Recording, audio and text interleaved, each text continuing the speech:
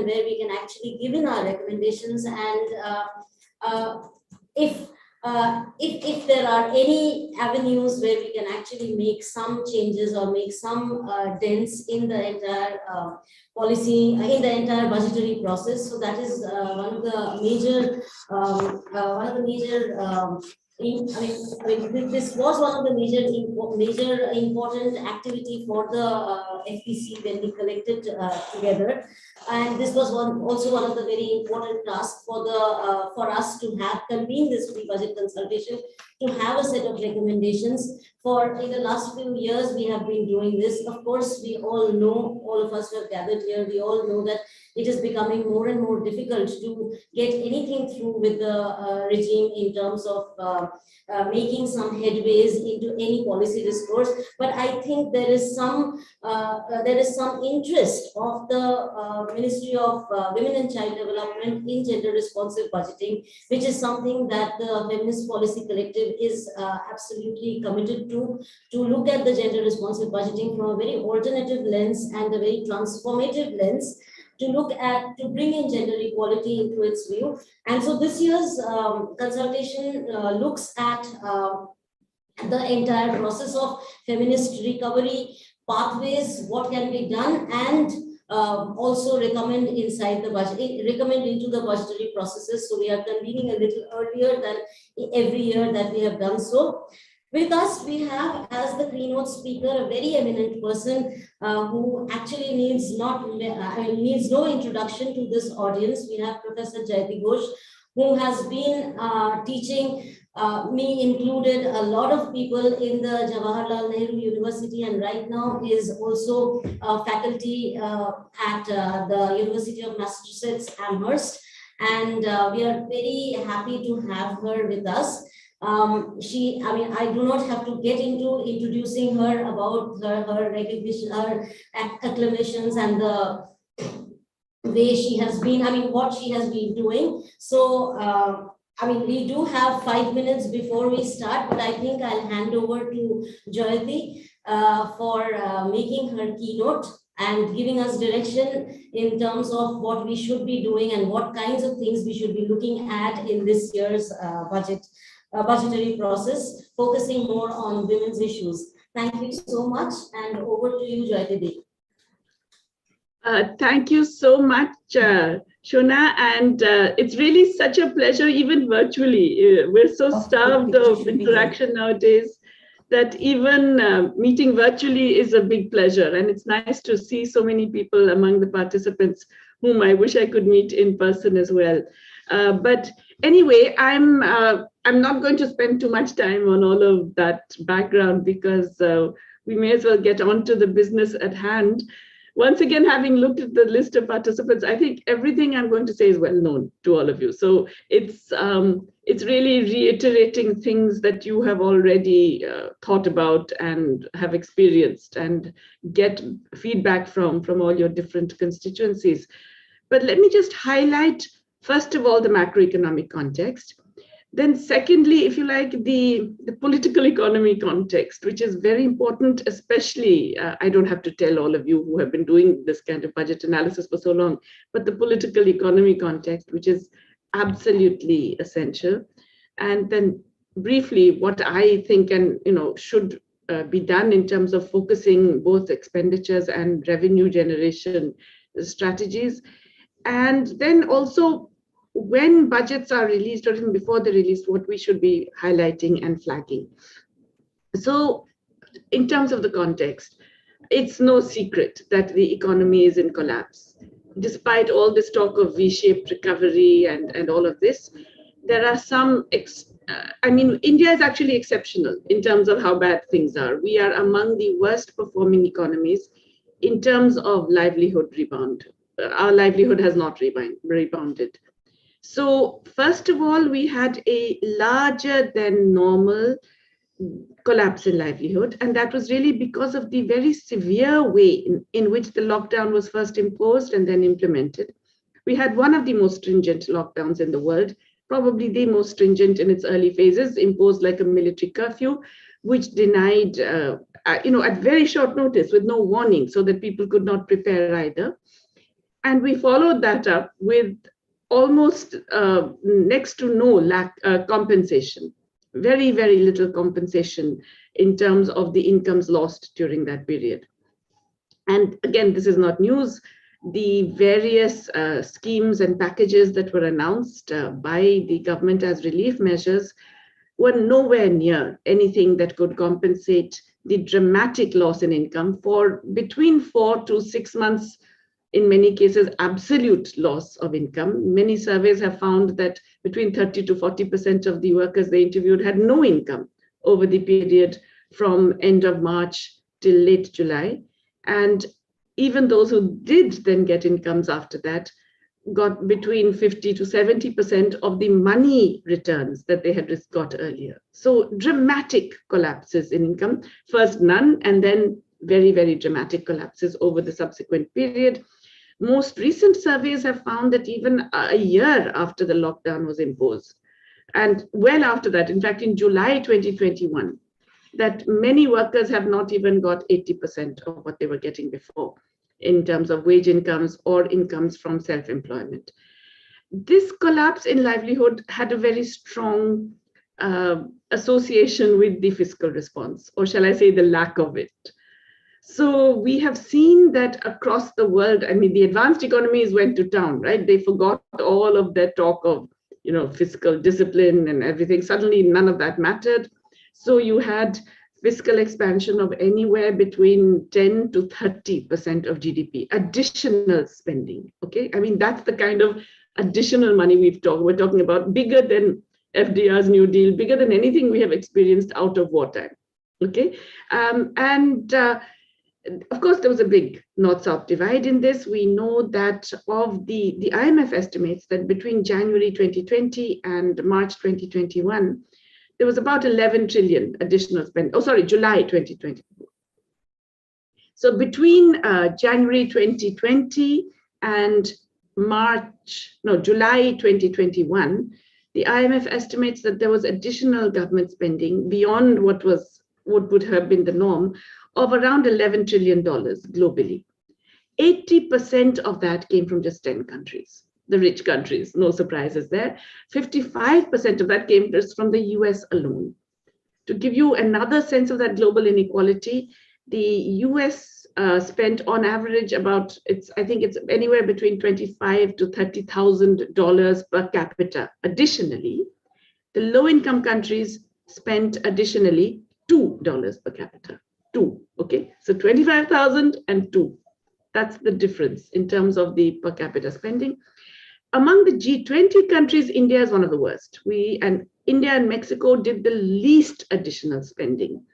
But in Mexico, much of the spending was redirected towards the social sector. So while Mexico was also very fiscally disciplined, macroeconomically, they did not actually spend much more. They redirected a lot of their spending towards social protection, towards the social sectors, health and nutrition and so on. In India, we didn't do that. We did not spend more additionally. We spent only 8% more in monetary terms with inflation at 6%. So you know that we spent basically 2% more than we had the previous year, which is unimaginable in a year of such massive, massive devastation and not just pandemic, but the costs imposed by the lockdown. So we did not have a fiscal response that was required, and we were unusual. No other country did this extreme stringency in fiscal spending combined with this complete lack of social protection. Really, no additional social protection other than a relatively small amount going for food and the 5 kilograms per capita per month, and a relatively small amount, in fact, so small that it's embarrassing. The money going into Jan Dhan accounts, 500 rupees. I mean, that it's so small that one can even discount that altogether. And it turns out that even a lot of the declarations that were made in the various packages did not fructify, did not actually get spent. So one of the things I would really beseech all of you to do well before the budget is to look at those announcements once again quite carefully and look at the CGA, the Controller General of Accounts, that database, to see how much has actually been spent in this period, both in the previous financial year and in the ongoing financial year. We have the data now, I think, until September. And so we have a sense of how much has been actually spent. The numbers are shocking. I don't remember the exact numbers, but you can go and look yourself. The numbers are absolutely terrifying in terms of how little has been spent. Now, what's the implication of this? It's very, very important, because not only does it impact on the things that affect human welfare and women's conditions in particular, but it also has a macroeconomic impact. So the fact that the government did not compensate by spending more in a period when private spending was necessarily collapsing. Okay, people, first of all, are deprived of incomes, and anyway, they can't consume. There's very little, the proportion of the population that can do the online ordering and spending is relatively small, unlike, again, most other countries, including other developing and emerging market countries. So we really had a major collapse in consumption. And then because consumption has collapsed, the market has collapsed, you have a decline in investment. No surprises, right? I mean, why will private investment occur? First of all, when you can't even go out there and do any physical expansion, but also when there's no market. In that situation, the government is the only agency that can actually somehow shore up the economy. And so a lot of the fiscal spending in the advanced countries and in other G20 countries, Brazil, for example, much larger, South Africa, much larger. All of China, though, I'm leaving out because China is exceptional in every possible way. But a lot of that was simply to prevent the broader macroeconomic collapse. So that's why India had such a sharp decline. And that's why the recovery, we are saying, I mean, that it's 8%, 8.5%, 9%. That is hugely debatable, because that estimate of the recovery is based really on formal sector performance. We now know that the national income accounts, ever since the change in the base year and the different weights and so on, the methodology has also changed. So whether it is manufacturing or it is formal services, it relies on company reports. It relies on self-declared advance estimates that companies declare about their own performance. We know that the corporate sector has done very well, even when the rest of the economy is going down a tube, is really collapsing completely. And that means that we are pretending that what's happening in the corporate sector is translating to the rest of the economy. We know that the informal sector, informal economy, which was already in terrible shape because it was disproportionately hit by demonetization and then by GST, and then, of course, the pandemic, where in the absence of any kinds of social protection, the informal sector is left with nothing. Micro, small enterprises, self-employed people, zero assistance. All you get is the permission to borrow more and to postpone your debt repayments, not forgo them, but postpone them, which is not much of an advantage. That's all that we gave them. And as a result, we've had dramatic collapses in the informal economy, which are not captured in our national income data because the CSO is not doing the surveys required. So I think another demand that we have to make as women, as feminists, is that we have to collect the data that show us what is, in fact, the state of the informal economy and what is the appropriate size of the formal versus informal.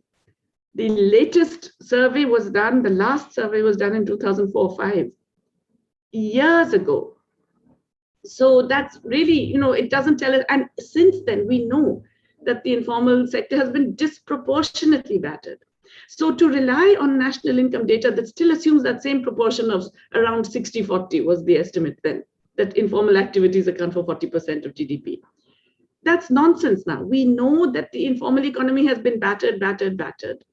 And that if you actually take into account what's happening in the informal economy, you will get a very different GDP.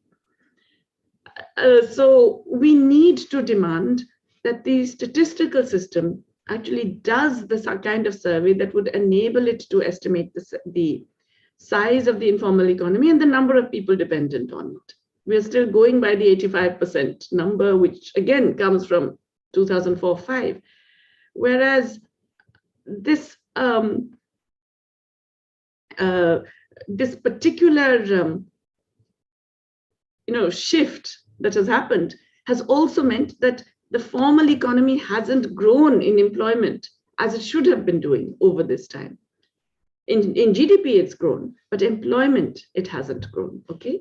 So those are the two statistical issues which are making it much more difficult for all of us who look at all the secondary data of the Indian economy to actually be able to get a sense of what is actually happening.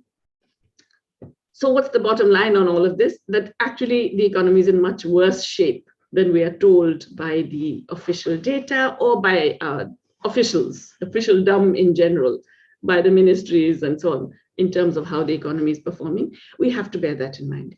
And we have to recognize that, especially in terms of livelihood and employment issues, we are in a very, very deep crisis. Okay, now some of that is kind of obvious.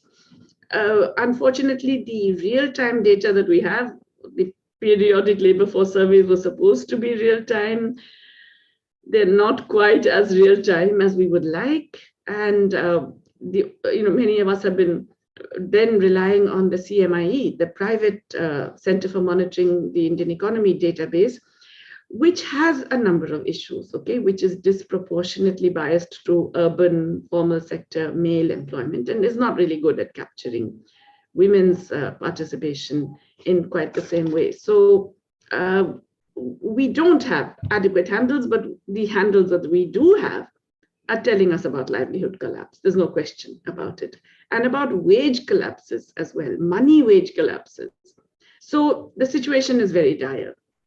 And of course, again, no surprises, within this dire situation, women are much worse off, okay? So much evidence that women were disproportionately thrown out of jobs in a situation where already we had one of the lowest women's workforce participation rates in the world, recognized employment participation in the world, okay? So the pandemic has been really brutal in terms of women's ability to access paid work. It's been, and younger women in particular, there is a lot of evidence that even if it's not reflected always in open unemployment, in some cases it is. I mean, in urban India, we find very, very high rates of open unemployment of young women in particular. But overall, there is a decline in the labor force participation as well. Discouraged worker effect is very strong. And we find that women are really not in a position now to access paid employment on even the conditions that existed before, which were terrible, right? So very, very, very bad news. This is a setback of, which will take years to recover from.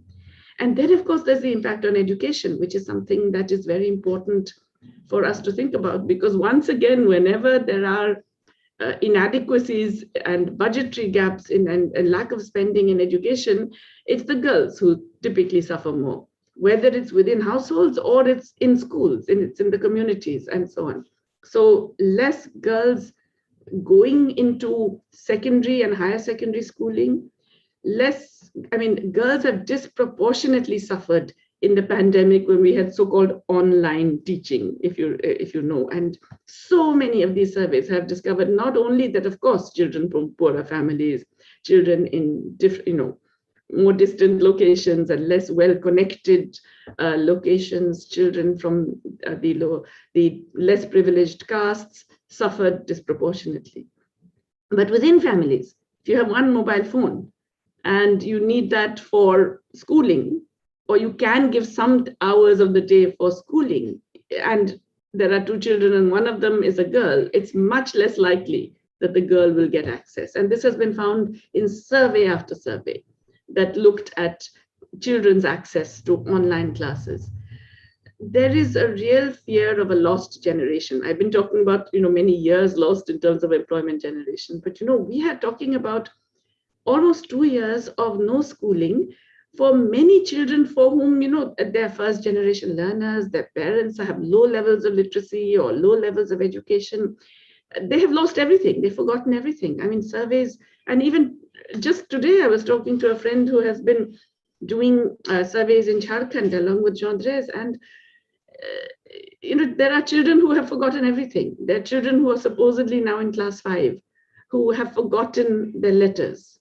They've forgotten how to add and subtract. And that kind of collapse in learning, which, in other governments across the world, you find that they are setting aside significant additional money to make up for that loss. Because this is the kind of thing that requires individual attention. It requires what we would call private tuition, but not privately, delivered by the public school system to individual students, because that kind of massive collapse in learning capacities, you can't make up in a general class. You can't just pretend that, okay, 2 years, we were asleep and now we've woken up and we start again. It's a much, much bigger thing that requires massive expenditure, and it actually requires a retraining, first of all, many, many more teachers, but a retraining of those teachers to deal with that additional backlog, if you like, of learners. And then, of course, there's a problem that there were 2 years of children who never got into school. And the ones who were in class 1 before, let's face it, they should officially now in class 3, but they don't know anything. So they should be back in class 1.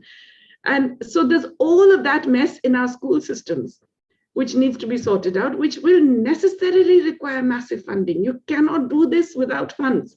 It's not the only solution, but yes, you have to put money into this as well. So that's the next big concern that we have to worry about. Food, nutrition. I mean, again, the surveys are horrifying. And as it is, we had in some of our states nutrition indicators. If those states were countries, we would be in the bottom 10 of the world. That is, 4 of our states would be the worst performing in the world. Okay, down there with some of the most so-called famine-ridden, nutritionally deprived countries in Africa. So we are talking about a very severe decline in nutrition, which can only partly be compensated by the distribution of just basic food grain. Because a lot of that nutritional decline is also in terms of the decline in other parts of the diet, which are essential for a well-balanced diet. So we really have to rethink our food distribution system and do what some states are doing. Tamil Nadu and Kerala already do this. Andhra Pradesh and Telangana also, to a lesser extent, do this. They provide a larger range of items in the public distribution system. And we should be arranging for some of these to actually be provided at much lower cost or free to a whole range of people. Midday meals didn't exist for a very long time. And the period when things opened up, schools did not open, as you know. Very few states compensated families for that midday meal by providing them anything. And mostly it was just, again, grain. Whereas the whole point is to get a rounded, somehow balanced diet. The midday meal provided a little bit of that, at least for some school-going children. But that also was lost over this entire period. ICDS, the Anganwadis were closed, and in most states, they have not opened even now.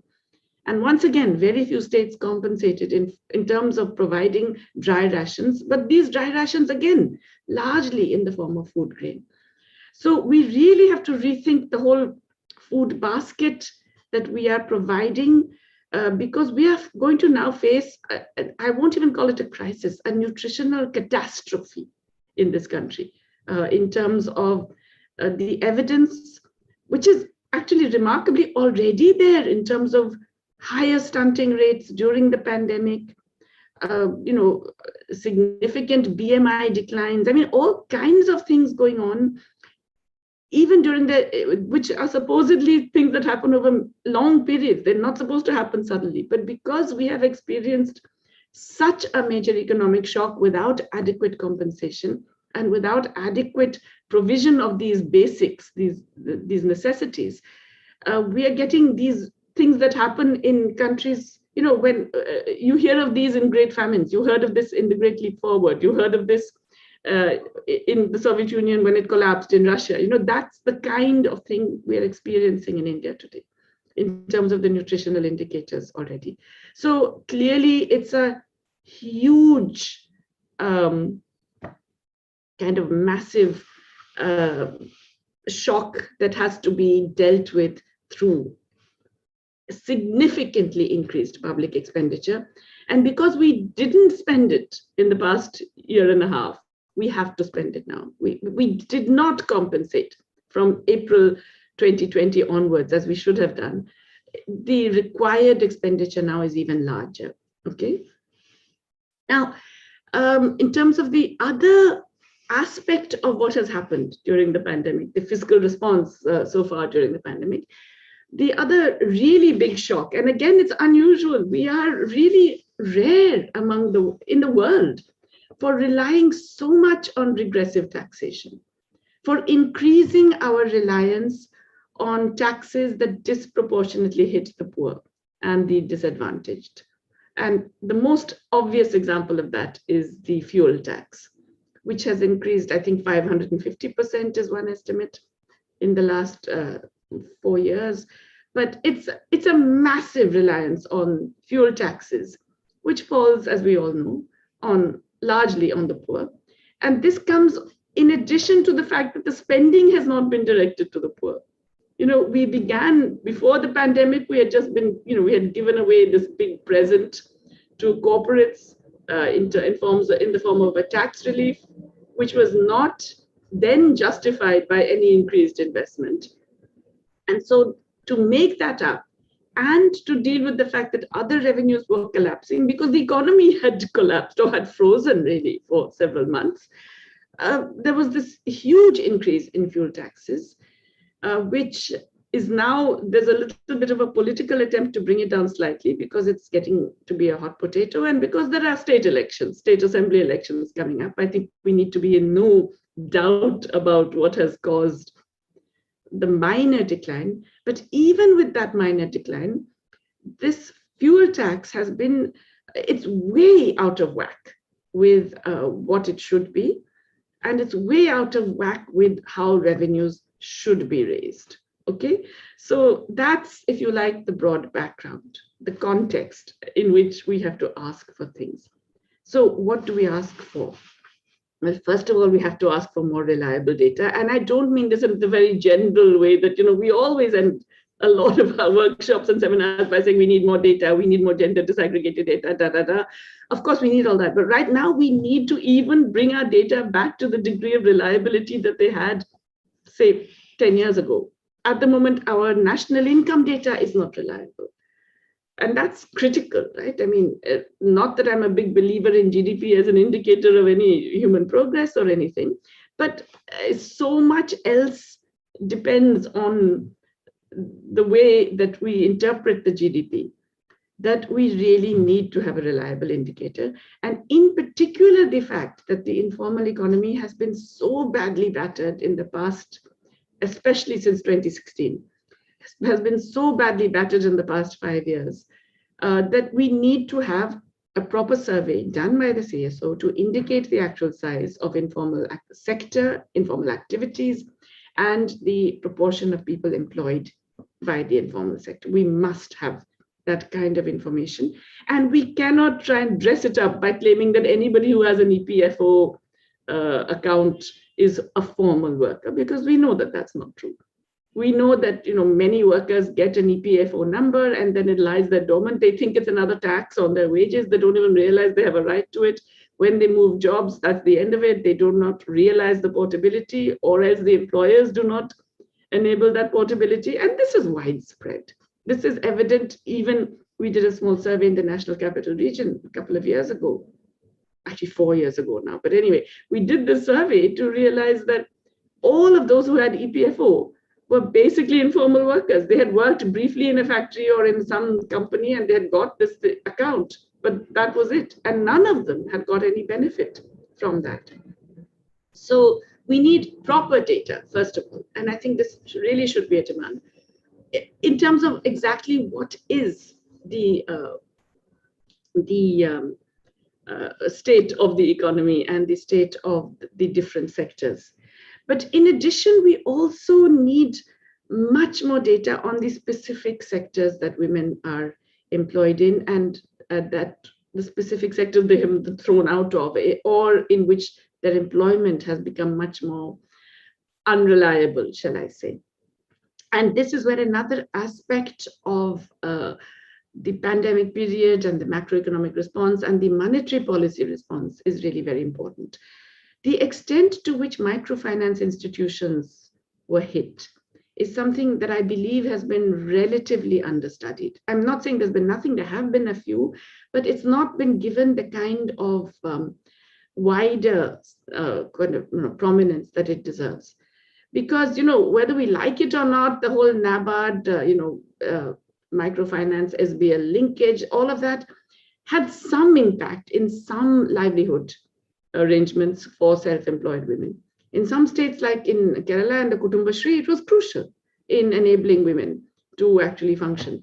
In a bunch of other states, microfinance institutions and the loans they provided through the whole SBL and so on were critical in at least providing some cushion, some buffer of small productive activities, however, minor, but nonetheless adding a bit to household incomes or the consumption buffer, as we know. Now, microfinance institutions have been under great stress. And this is coming to a head now because that whole loan moratorium phase is over. What did that do? That basically said, you don't have to pay now, you will pay later. But the interest that you have to pay doesn't go away. You have to pay that accumulated interest now. Now, what's changed now? Really very little. You cannot suddenly produce all this money when you have really had almost no earnings and since then your earnings have been limping back to a fraction of what they were.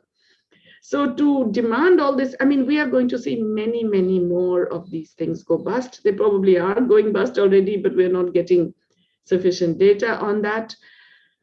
The microfinance sector in general is apparently in deep crisis, which is being papered over by NABARD and others who have an interest in saying that it's not as severe as it is. But that in turn translates into real difficulties for women's cooperatives and women's self-help groups that were trying to engage in productive activities in this period. So what do we ask for? In terms of the revenue generation, let's begin with that. Just like the budget does usually, the most obvious thing is to massively reduce the regressive element of the taxation. And that can be done without adverse revenue implications if we simply do a few basic measures that some of us have been arguing for a very long time, and all of us have been arguing for. The most obvious is a wealth tax. And of course, there are many different opinions about how much wealth should be taxed and so on. But supposing we go for really just the tax on the richest individuals, okay, very, very high bar, so that people don't think, oh, I'm a middle class person who has a house and that's going to be taxed very highly, etc. No. Remember, we already have a property tax, which is a form of wealth tax, and nobody really objects to that. But what I'm suggesting is a tax on the known wealth of relatively small number of very, very high net worth individuals, okay? So Subramaniam, the former MIDS professor, many of you know him, he did a calculation before the pandemic. In fact, in 2019, early 2019, he did a calculation of what happens if you put a 4% tax on the wealth of just the Forbes richest billionaires, 965 families. That's all. Just 965 families. A 4% tax would, at that time in 2019, he estimated, would generate 1% of GDP. Just that, okay? 1% of GDP is our entire public health spending, center and states put together. It would double our public health spending. Now, 4% of a tax on, billions means that the billionaire holding it will not really notice. I mean that. I really, this kind of reduction in income happens to you anyway when stock markets move or something like that, right? So it's no big deal. It's no biggie to do that. And many countries have a much higher rate of wealth tax, actually, over a much larger range of wealthy. We know that since Subramaniam did that estimate, the wealth of the richest, according to both Forbes and Credit Suisse, the wealth of the richest in India has doubled or more than doubled. Yeah, I mean, the double A's in our country have expanded their wealth. I think the Adani fortune has gone up by 5 times. The Ambani fortune has gone up only double, but he started from a much higher base, right? So, you know, we could do that really quite easily if we had the political will. And, you know, it's only if you keep making that demand, that you get something approaching the noise that is required to make governments respond to that demand. So the wealth tax is, as I said, really low-hanging fruit for us to avail of. And the other low-hanging fruit is the taxing of multinationals, on which actually the Indian government has been slightly better than a bunch of other governments, but hasn't gone far enough and is obviously susceptible to external pressure quite easily on this matter. Now, what needs to be done here? Essentially, the fact is that what happens with multinational companies is that they end up paying much, much lower rates of tax than domestic companies. In fact, they often end up paying no tax. Why? Because they shift all their profits to low tax jurisdictions, the phenomenon that is called base erosion and profit shifting. And they do this by claiming that, you know, they have to pay royalties, technical fees, et cetera, to their other subsidiaries. Ireland is a very favorite subsidiary, but New Hampshire and which is the state that Biden is from? These are tax haven states also, right? What do? They say, well, you know, our sales, Facebook, for example, the sales in India amount to 12% of its revenues, okay? But officially, profits made in India are only 4%, or less than that, 2.4%, I'm sorry. I could go on and on. I mean, basically all the multinationals do this, right?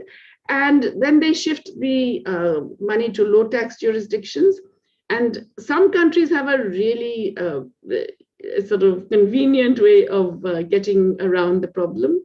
They offer companies a convenient way. Ireland offers what has often been called the double Dutch Irish sandwich. So you claim that your profits are all in Ireland, and then Ireland has a double taxation treaty with the Netherlands. So if you say that, well, actually some of that is generated in the Netherlands and you will be paying a tax there, then you end up paying zero tax, even in Ireland. And then the Netherlands, you can do another tax fiddle, which means you don't pay much tax in the Netherlands either. This is then you can say, okay, well, how can we stop that? These are multinationals, they can go around the world doing what they want. The solution is actually quite simple. And it's a solution that has been put forward, of course, by a commission that I'm part of, the Independent Commission for the Reform of International Corporate Taxation, but also by the group of 24 developing countries in the Bretton Woods institutions. And it's been put into the OECD tax negotiations, which unfortunately at the moment have ended with a whimper. But what's the plan? That you treat Apple or Google or Amazon or any multinational company as one global company, not as Amazon India, Amazon France, Amazon US, Amazon Canada. No, Amazon is one company globally. It has one set of global profits. And that's, by the way, how the shareholders see it, okay? And we will demand our share of their global profits to be taxable according to a formula based on sales, employment, assets. Why employment and assets? Because a lot of developing countries are producers rather than consumers, naturally, right? We are the poorer countries, so our markets are smaller. So we should incorporate those in a formula, let's say 60, 20, 20%, whatever, you know, some ratio. If we do that, then every country simply says, well, all right, Amazon, you say that your taxable profits in India are only 100 million. But in fact, according to this formula, your global profits are so many billion, and my share of that is 500 million, not 100 million. So I'm going to tax you at my domestic tax rate, 24% at the moment. I'm going to tax you at that. The same as I tax my domestic companies who cannot do all this base erosion and profit shifting. Now, if we did that, we would actually get a significant increase in tax revenues. It's true that it's harder for developing countries to do this on their own. A group of developing countries together could do it, but India is large enough to do it on its own if it wants. India can actually, and if it did threaten to do that, it would also force the hand of other countries in the negotiations to get this moving forward. So in terms of revenue raising, we really have to move away from aggressive taxation to, and especially the tax on the fuels, which have gone up disproportionately in the recent past, and focus on a tax on the rich and on large companies that are paying less than domestic companies in the profits, in the corporate taxes. In terms of expenditure, I mean, it's again obvious from everything I've said. We need a massive increase in spending on food, and we need to diversify the kinds of food that are provided in the public distribution system. We already have surplus food stocks, which obscenely grew during the pandemic, the food stocks. From 77 million went up to 120 million, came down to 98 million. But the point is much higher than they were pre-pandemic. We now have more food grain. We should be distributing a lot more as free food, and we should be adding many more elements to the public distribution system to enable a more rounded and balanced diet, which has really taken a battering during this period. And we need to, I've gone on for far too long, have I? No, I still have some time, okay. And we need to ensure that the systems that enable the young to get nutrition, midday meals, the ICDS and so on, are up and running as soon as possible and providing cooked meals as soon as possible. I think that's absolutely essential. And it's true, people will say that's a state government thing, but it needs central support, which it has not got so far. We obviously need a very significant increase in the rural employment program. It is massively underfunded. We now know that, I'm part of a group, the People's Action for Employment Guarantee. We just recently did a study that shows that, they've already spent more than 90% of the money for the whole financial year. And they have to actually spend more just to keep the program running. 23 states are in deficit already and don't have any more money to spend. And you know what happens when that they basically stop the program, because they put the money out on their own and then the center doesn't repay, and it goes on like that. So there has to be additional budgetary allocation this year, right now. And it can be done under supplementary grants. It's been done before. So we have to make that demand for immediate additional spending on NREGA. And we have to ensure that it's not every year that program is left in arrears. Every year, about 25% of the spending just goes into paying arrears for the previous year. That has to stop. We have to be making sure the center does what the law ensures, that it provides the money as per demand. 5 chief ministers have written, I think 7 now, including from some BJP ruled states, saying we must have more money for NREGA. So it has to happen this year, well before the budget. It has to be a major additional expenditure. This is not a question of being nice and being good and being generous. The central government often claims that we have made the largest ever allocation and all this. The NREGA is a demand-driven scheme by law.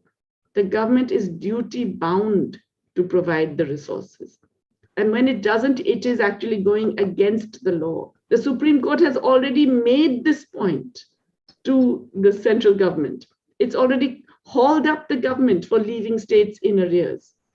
So, there's really no excuse for not dramatically increasing the spending. And we know, again, in this one, that this is a scheme that disproportionately employs women, disproportionately in the sense that it's more than the 30% reserved for women. Typically, in some states, it has gone above 50%. And that's a good thing, because that's one of the few places where the gender gap is supposedly non-existent, but anyway, significantly lower. No brainer, we need dramatic increase in the ICDS, not just to make it up and running, but a very, very dramatic increase. We also need a very significant increase in the school education, and particularly the primary school education that has been, as I've already told you, has been experiencing such a massive shock that we're going to have children with learning deficiencies now for several years, unless we do this on an emergency basis. Higher education, what can I say? You know, I was, my last semester in JNU, I was teaching an online course because, you know, the pandemic struck and everything. Half of the semester became online. I had a compulsory class with 92 students, 40 of whom could never access a single online lecture, not one, because they just didn't have the connectivity. And, you know, Zoom lectures are very data heavy. So even many were in distant parts or even in the cities. I mean, JNU itself has terrible connectivity half the time. So they simply could not access it. They couldn't even listen to it later because it's so data heavy and data is expensive. So what are we talking about, you know? If we have to prepare for a situation of hybrid learning, which is apparently what JNU is planning to do, we have to make sure every student has got access. And there is none of that. There is none of the planning and connectivity, you know, infrastructure investment, or any of the things that are absolutely essential for doing even this. You know, unfortunately, it's never as good online, right? But you cannot do it if people are not connected. It doesn't work. To pretend that you're doing online and then not to give people access is an absolute crime. And that is what's been happening in India. So again, you need massive resources to ensure this, even minimally, in case of any future requirements when suddenly you would have to do this kind of online learning. And of course, you need much more spending just to ensure that all of that backlog that has happened in higher education is met somehow and is dealt with. So significant increases, including hiring new people, of course, filling all the vacancies. Massive vacancies still exist in both central and state governments, have to be filled. And in fact, the positions have to be expanded. All of this requires huge funding, okay? We have to also be, I think, prepared for more, what shall I say, shocks, more disasters. And that's where our response to disasters has been appalling. Okay, the National Disaster Management Act, which is a very centralizing act, was used to impose the national lockdown. So it was a very centralizing way lockdown. As you know, state governments were not informed, other ministries were not informed, nobody knew except for the PMO apparently. But it was also then, having imposed a very central lockdown, you then left the states to fend on their own. You did not provide the required resources that were necessary. We all know that PM Cares has been this scandal, really, whereby money has been collected and now we're told it's a private fund and we have no knowledge of where that money has gone and what it's being used for. But state governments who have been desperate for funds have been denied this. The relief for disasters has been provided on very politically motivated grounds. It's been delayed, denied, and reduced for major natural disasters like the floods in Kerala, the cyclones in West Bengal, etc., in states that have been run by opposition parties, essentially. We need to demand a much more flexible and generous approach to demand management, because let's face it, you know, climate change is upon us. It's no longer in the future. We're going to need more and more funds for climate adaptation. These disasters are not going away. They are happening as we speak. Right now, there are massive floods in Tamil Nadu. What are we going to do about ensuring that there is a central response to these? So we must demand much greater flexibility. And of course, then in disaster relief, there are many, many gender issues that come up. I think all of you are familiar with it. I'm not going to elaborate, but so far, our approach to disaster management and the funds allocated for disaster management have not been particularly gender sensitive. And they've relied very much on land titles, on who's the head of household, on all the male breadwinner kinds of things.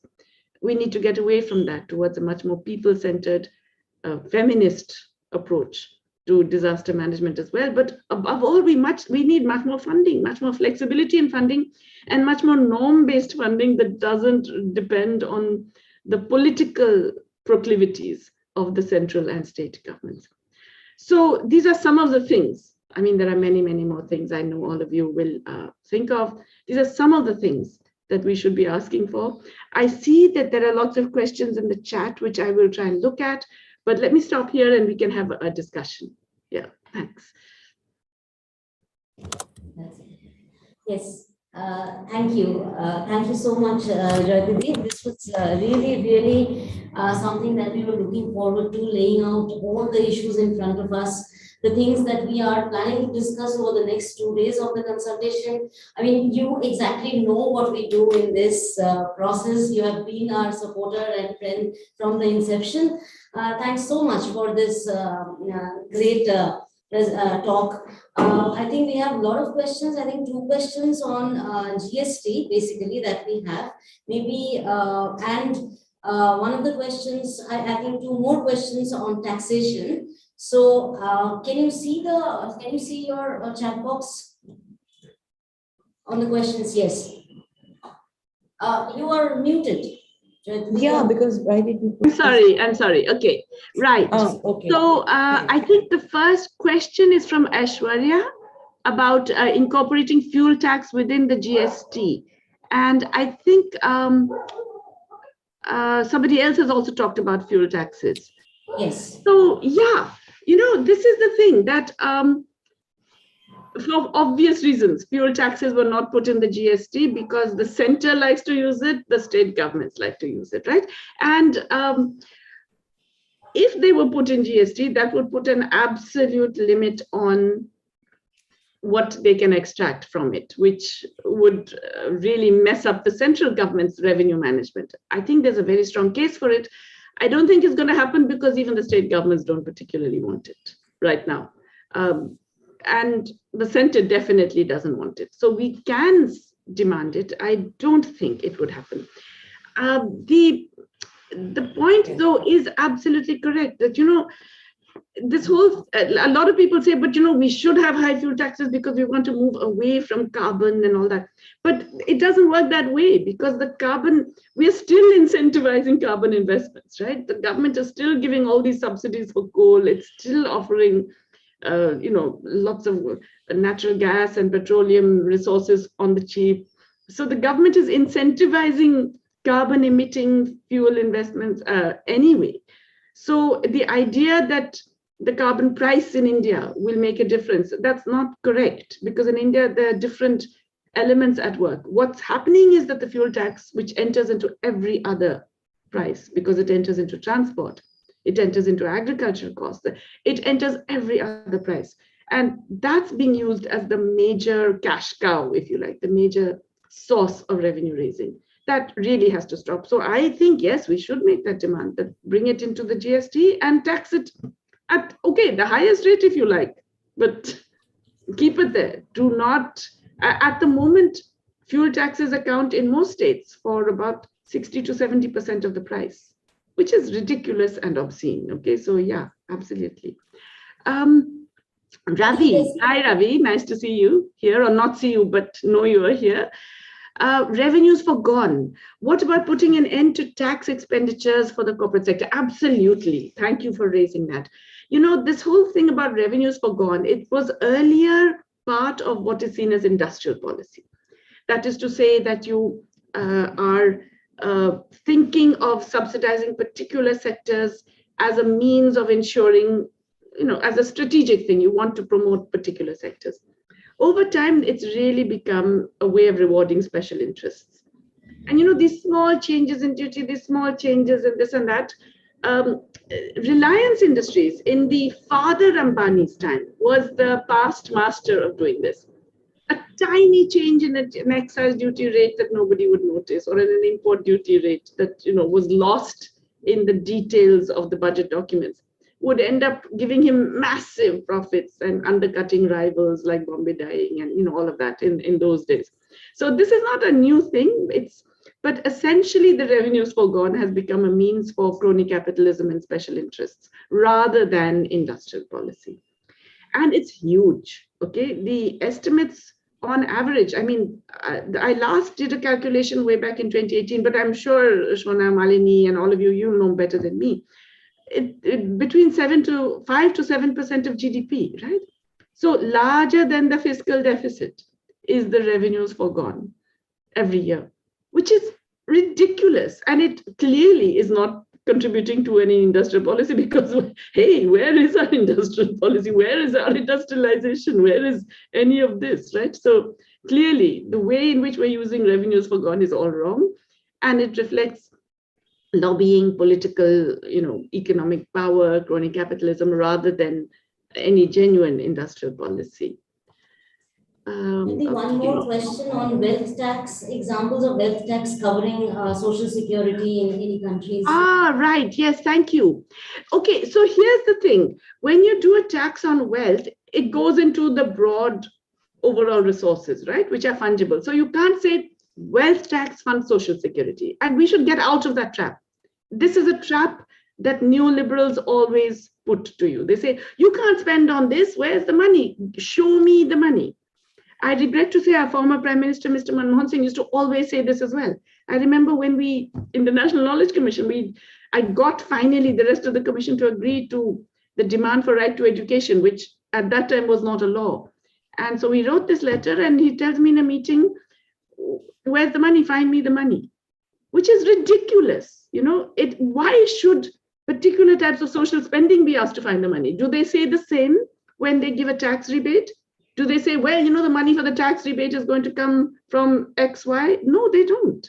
So this whole argument that this much spending has to be done by this much taxation, as if they're all separate pots. We have to drop that idea. We have to tell them that we don't buy it and we're not fooled by it. Having said that, there are a number of developing countries that have wealth taxes with varying degrees of efficiency. Okay, let me be clear. Across Asia, there are wealth taxes which are, and they range in terms of where the cutoff point is for the wealth and how much tax there is. Okay, but on average, most countries, the wealth taxes go from about 2 to 10%. But remember, a property tax is also a wealth tax. Okay, and everybody accepts the property tax hoga. It's no kind of big surprise. When it comes to financial wealth, suddenly everybody gets cold feet. Why? We have Korea, Malaysia, Indonesia, all kinds of countries have got wealth taxes. And financial wealth is rather easy to calculate. It's true, you don't know a lot of the other wealth that they've got. You don't know what they've salted away in the Bahamas or in the Cayman Islands, or what they've got in gold, or what they've got in famous paintings. And we don't know all of that, but you do know a significant amount of the financial wealth. And it's relatively easy to tax that. It's actually easier than calculating the property taxes. So as I said, I'm not even saying that you tax, even let's say millionaires. I'm saying let's just go for the billionaires. Let's just go for the billionaires and do a very small tax. The dollar billionaires, and do a really small tax. That's already going to generate, as I said, 1% of GDP, maybe 1.5% of GDP. And there are countries that do it.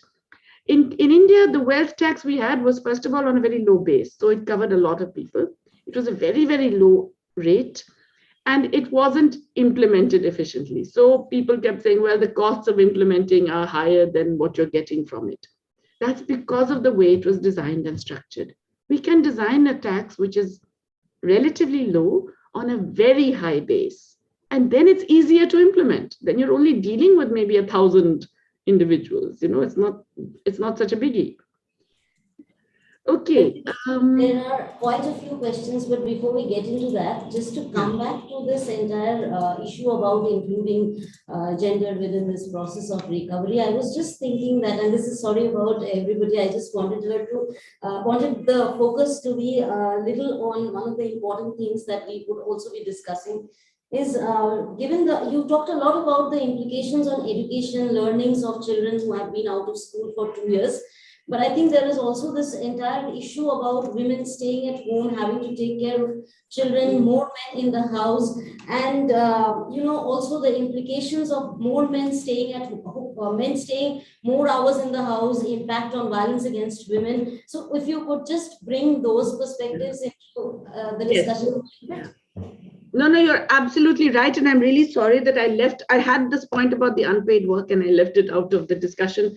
Thank you for bringing that up, because we all know this, that the pandemic also meant a dramatic increase in unpaid work. First, because children are not going to school. Second, because all the available public care facilities, as limited as they are, were closed. So whether it is hospital care or any other kind of care, you could not access any of that. And third, because all of the other avenues in which various kinds of extended care could be delegated also did not exist. So much more unpaid work within the home. And we all know that the distribution of that was not particularly ideal within homes, right? That the gender distribution of that remained as awful as it has been in our societies.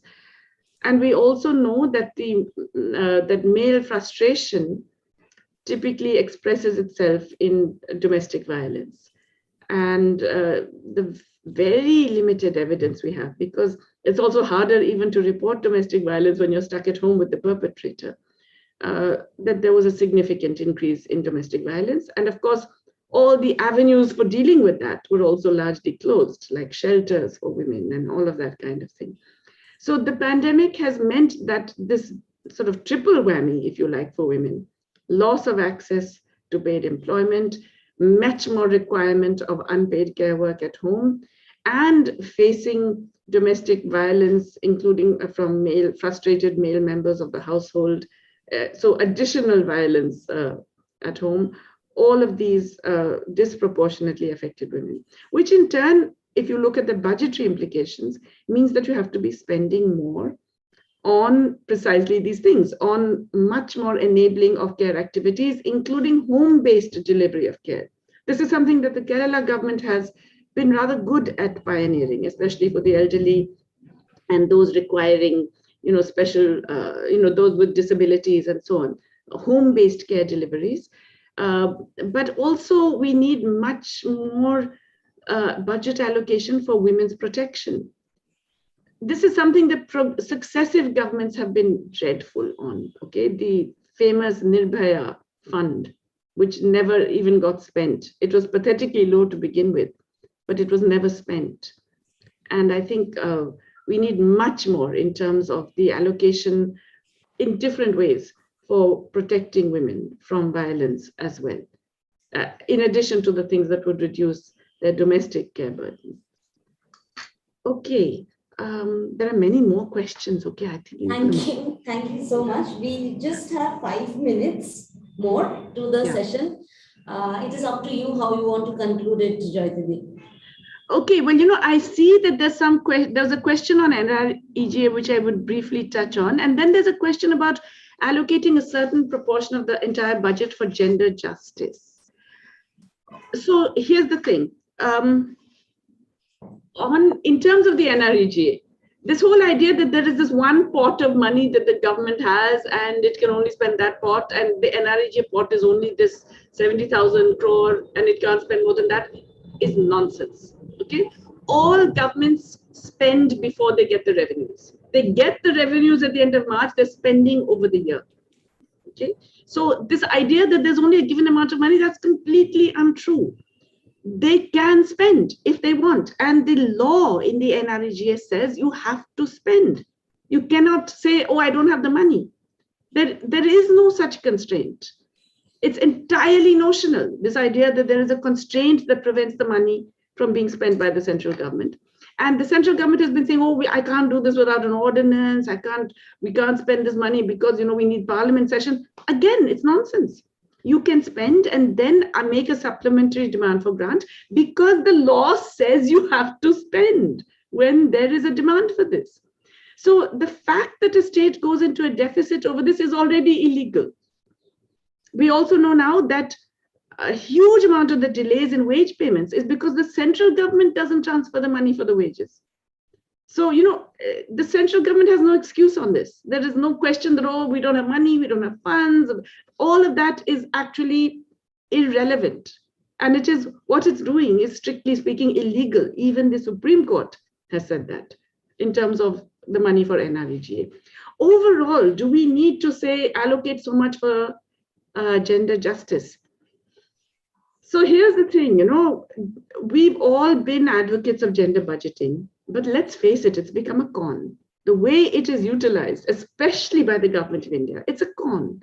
What do? They say 10% of the budget is going to women and to gender. And that's, what do they do? They take some scheme and they transfer it to that head. And they say, ab ye gender justice wala ho gaya.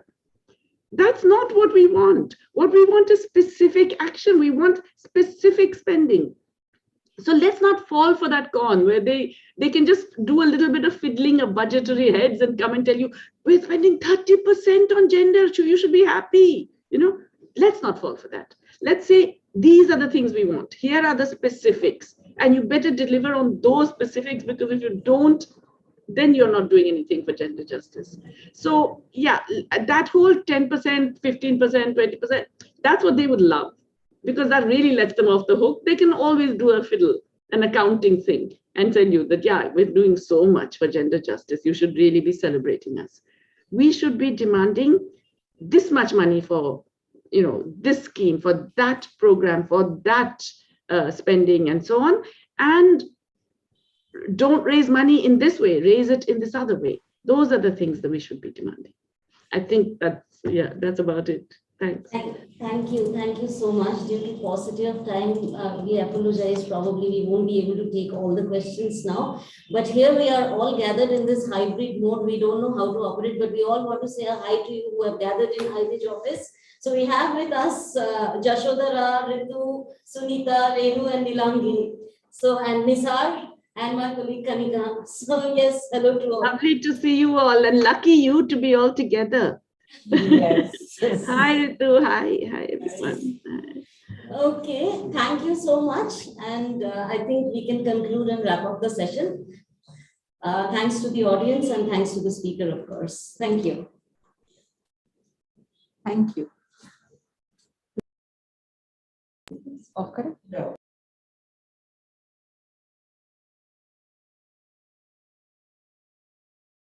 Okay, please be with us, audience. We are just going to take a 5-minute break and come back for the next first technical session of the day at 12 sharp. Thank you so much. Thank you.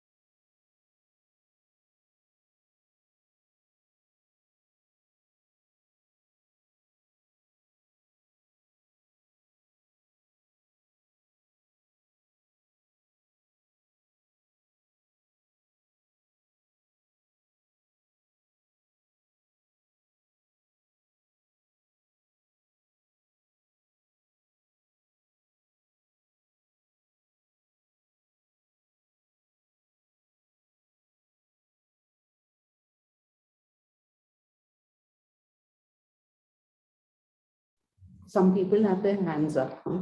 Already? They had it earlier also.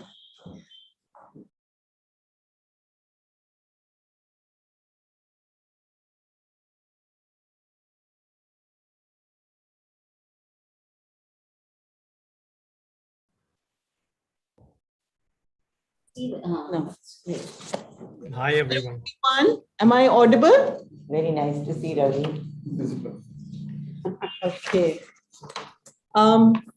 So we've had this stellar keynote speech by Professor Jayati Ghosh, and she was already with us. And so we apologize, we began just a few minutes ahead of schedule. But before we start the next session, I'd just like to say a few words about who we are and why we are organizing this event. So those of us here are part of a voluntary network, which is called the Feminist Policy Collective. And we are working on transformative policy and financing towards gender justice. We include feminist organizations, individual researchers, academicians, policy advocates, and women's groups. And we are really committed to bringing about this transformation in policies, plans, and budgets in India. So this particular consultation that we are calling Envisioning a Feminist Policy Response to the COVID-19 Pandemic, this consultation is really meant to provide some recommendations to the government as they are preparing for the annual Union Budget 2022-23. And we feel that it's really important for all the relief measures, the policies and budgets to use a gender lens and to account for the intersectional and other vulnerabilities that are faced by women and girls in the current context. So this is meant to be a really wide-ranging consultation. हमारे साथ बहुत साथी हैं जो अलग-अलग प्रांतों से आए हैं और बहुत साथी हैं जो अलग-अलग आंदोलन और संगठन से आए हैं. उन सभी साथियों को जिंदाबाद. फेमिनिस्ट पॉलिसी कलेक्टिव जो है वो एक ऐसा मंच है जिसमें हम लोग एक स्वैच्छिक रूप से जुड़े हैं ताकि जेंडर समानता की ओर हम कुछ ऐसे बहुत ही जिसको हम कह रहे हैं कि ट्रांसफॉर्मेटिव पॉलिसी, बहुत ही बदल देने वाली कुछ ऐसी नीतियां, कुछ ऐसे बजट को लेकर के हम लोग अपने प्रस्ताव रखना चाहते हैं और सरकार से इन मांगों को रखना चाहते हैं जो कि जेंडर समानता और जेंडर न्याय की ओर बढ़ सकता है. तो सभी साथियों को जिंदाबाद. और बहुत संगठनों के बहुत सारे प्रतिनिधि हमारे अलग-अलग सत्रों में बोलेंगे. इसके लिए हम पहले से ही उनका बहुत-बहुत शुक्रिया अदा करते हैं और उम्मीद करते हैं कि जब भी आपको जरूरत होगी, अगर अनुवाद चाहिए होगा तो जरूर कहिएगा ताकि हम हिंदी में उसका सारांश दे सके. Friends, in English, if you need any translation from what is being shared in Hindi, please do ask for it in the chat box and we will do our best to provide summary translations. So thank you. And with that, we should start our next session. So the next session is really looking at the overall fiscal policy scenario in the post-COVID era in some more detail. And I'm very, very pleased to welcome our three panelists, Dr. Ritu Diwan, Ravi Duggal, and Malini Chakravarti. I'm sure many of them are known to you, but just to give a very, very brief introduction, Professor Ritu Diwan is one of the founder and co-conveners of the Feminist Policy Collective. She is the Vice President of the Indian Society for Labor Economics and the Vice President of the Indian Society for Agricultural Economics. She's also a former president of the Indian Association for Women's Studies. And until her retirement, she was the first ever woman director of the Department of Economics at the University of Mumbai and the founder member of the first Center for Gender Economics in Asia. Ravi Duggal, welcome Ravi, our old comrade. Ravi is presently an independent researcher who has been involved with research on health services, health economics, primary healthcare systems, health policy and budgets, human rights, and the right to healthcare. He has formerly been with the International Budget Partnership and Sehat Mumbai, and he's also associated actively with the People's Health Movement, the Jan Swasthya Abhiyan in India, the Medico Friends Circle, and the People's Budget Initiative. Malini Chakravarti, welcome Malini. Malini is thematic lead at the Center for Budget and Governance Accountability, CBGA, the thematic lead for research on tax equity, and has worked extensively on issues of domestic taxation and their inequalizing impact, such as the GST introduced recently. She has more than 20 years of research experience within and out of CBGA. So with that, I'm going to hand over to Dr. Ritu Diwan to conduct this session. Thank you, Jashoda, very much for the introduction and for the context setting in the way of what we really plan to do in this session. I think the session really has been conceived that whatever our demands are in the budget or whatever they're going to be in the budget has to be located within, I think, a perspective of what has happened in the last year and a half since the pandemic, what have been the effects. And therefore, I think before, I'll just talk for a few minutes and lay that kind of a context. And then we will have Malini and Ravi, and then of course our question answer session at the end of it. Now, we all know that the pandemic, when it came, Indian economy was already in a very, very desperate situation. Our GDP was very low. The growth rate was very low. We had, I think, a hugely declining work participation rate, particularly where women are concerned. The gender wage gap by official data had actually increased during this entire period. Now, remember, this is a pre-pandemic that we are talking about. So what happens after this is much, much worse. And this is all recorded official data. Industrial capacity at 40% in spite of all the wonderful tax bonanzas, etc., which were given. I think recording the highest asset inequality and income inequality, both of them at this particular point of time. A decrease in consumption expenditure, that was again for the first time in many, many years. The lowest we already had in India, the lowest monthly minimum wage at, I think, 4,300 rupees per month in all of South Asia. So the poverty levels actually for the first time in 42 years actually increased. The percentage of people below the poverty line actually increased. And this is something which had never happened before.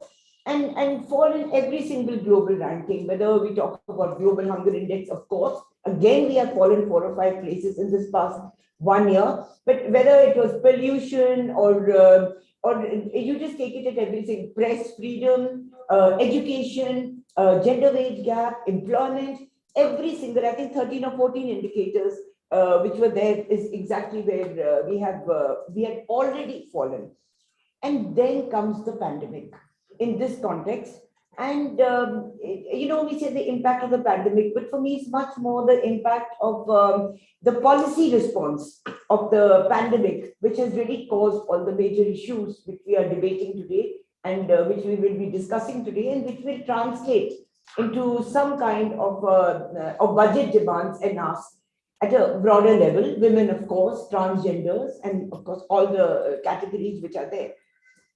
So you have this policy response, which it's the most uncaring, the most discompassionate, no compassion at all in terms of what was put forward, whether it was the relief package or the budget. Very unethical, economically totally wrong in terms of whether it was efficiency or equality, and absolutely divorced from the lived reality of the majority of people in our country, men and women. And I think the images of the migrants walking home is something which is going to haunt us for generations. I hope it's going to haunt us. It doesn't haunt the present, the leadership, etc. And within this, you get a budget, okay, which was called the never before budget, and which I've been writing on, and which I term as the never again budget.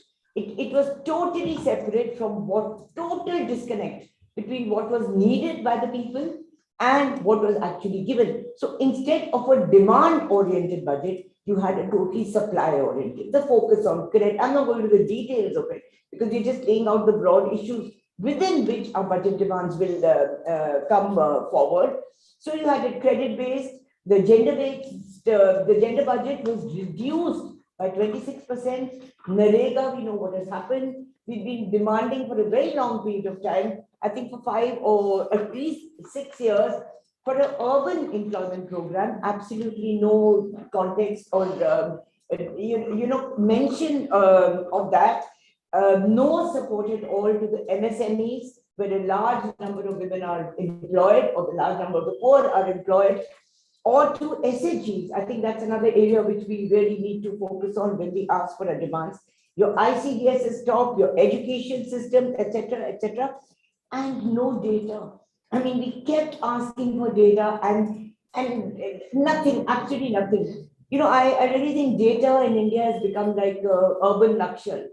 If it opposes any kind of official statement, lock it up, put it in jail, don't give any bail, and don't file any cases, but don't release the data. And this is something which is very, very problematic, where when you make calculations for what you want during a budget or what you're going to give during a budget, becomes very, very basic. And in this, I would like to just mention the issue. What was mentioned in that Never Again budget was the need and the demand for data, was the need for a migrant portal.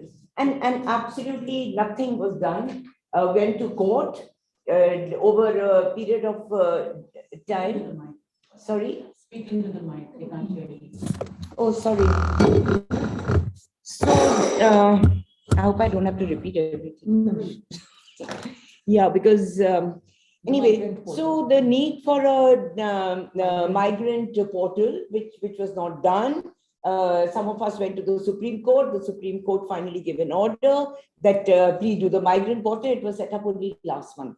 Of course, highly digitalized, and in the context of, I think, the existing literacy levels, I mean, forget about the digital literacy levels, is something which is very, very difficult to be able to fill in. But also, I think the huge number of card conditionalities, that seems, this card culture that you have to have an Aadhaar, you have to have all your other records, which are there, particularly when migrants are concerned, even to be able to access that pathetic 5 kilos of wheat or rice, which was to be what was given as a largest. That itself became a major issue. We did try in some areas, those who were working with the migrants, in particular, that please remove the card conditionality. And I'm very happy to say, at least in parts of Maharashtra, we were able to do that just give food to those who need it. Please do not insist on a particular card or, or a collection of cards to be showed before you're given that bit of food. Also, I think all this combined, and if we see the budget of last year, a huge reduction in subsidies. And the subsidies, food subsidies, there was an actual reduction in food subsidies. If you see the CAG data, which is there, a reduction in education, not only allocations, but also subsidies. And of course, you had the withdrawal and then a reintroduction for a period of 2 or 3 months of Ujjwala, of the gas scheme. And also an extension of the DBTK, that is your direct benefit transfer for kerosene. And during the pandemic, every kerosene dealer was allowed to increase the price of kerosene by 25 paisa a fortnight, which means a lot when you're earning very little or now not earning anything at all. So the huge increase in unpaid work, I think, which becomes a very major issue which we need to address in terms of particularly the budget and the asks in terms of revenue raising and also in terms of the allocations which exist. The scheme designs, which also are very problematic, is something which we have to look at. So there was this 1,500 rupees promised to widows and disabled women in some particular areas over 3 months. And the appeal which some of us made was that please don't divide that 1,500 rupees into 500 per month for 3 months. Give it at one go, because with all the transport stop, that woman to access that 500 rupees a month had to spend an average of 140 or 150 rupees. So what she got was barely 2/3 of that pathetic amount of 500 rupees. So I think our asks also have to focus on the design of the schemes, the new schemes or the earlier schemes which we are putting forward. The budget issues, of course, there are many which are long-term. These are not short-term, certainly not short-term. When you talk about education in particular, Jyoti's mentioned a few, and already advertisements have started coming out for jobs, for the little amount of jobs, where they say very clearly that those who have passed or got their degrees in 2020 and 2021 need not apply. So it's a huge, I think, a comment on what was really done where education was concerned. There's a lot of other data on long-term issues which are there. Domestic violence, of course. So now, in fact, UN has given a separate name for it. It's called the shadow pandemic, because domestic violence has increased so hugely. Also, age at marriage. This is very particular and very specific to India, that the age at marriage has actually fallen in these years. And there are many records in many states. Of course, no data is available at the central level of the increase in child marriages up to 9 and 12 and 13 at many levels. Also, if we see the last budget and the utilization levels, and this is very inexplicable. I mean, we know the huge increase in domestic violence has been reported across the board in many states. Yet last year, in the last FY, we had 74% of the Nirbhaya fund, which itself is so minimal, transferred to the Ministry of Home Affairs. I mean, there was no explanation which was given for this. Almost 80% of the Nirbhaya fund under the UP government, the Uttar Pradesh government, remained unspent, in spite of the fact is that cases of violence against women are the maximum in that state. So this broader scenario, and along with that, you have many other issues, and I'm not getting into them, I'm just listing them out. Diversion of funds or withdrawing of funds from developmental funding into COVID and various other kinds of issues. GST allocation to states, which has not been done, and which is really a constitutional issue, because the constitution makes the GST sharing between the center and the state extremely clear. Under the camouflage of COVID, we've had the labor codes, the farm acts, which impact women hugely, the Forest Rights Act changes, the Environmental Act changes, the attack on common property resources, now the issue of monetization and privatization, of course, and this, I think the macro policy is something we need to take into account, is the non-inflation targeting. Our inflation rate is 12%, 12 to 12.5%, and partly fuel and partly many other reasons. And in the middle of this situation, the Reserve Bank of India actually buys dollars when it is at the highest rate of 75 rupees. So when we say we have no money to allocate, I do not believe in this, because the way we have wasted money on buying dollars at 75, the way the money is being spent, I think it's a minimum of 64,000 crores on the central vista. So the rebuilding of the parliaments, etc., to have better vastu. There are many ways in which the money has just been spent. And of course, the fact that we are very clear that fiscal deficit is not the main issue at debate these days.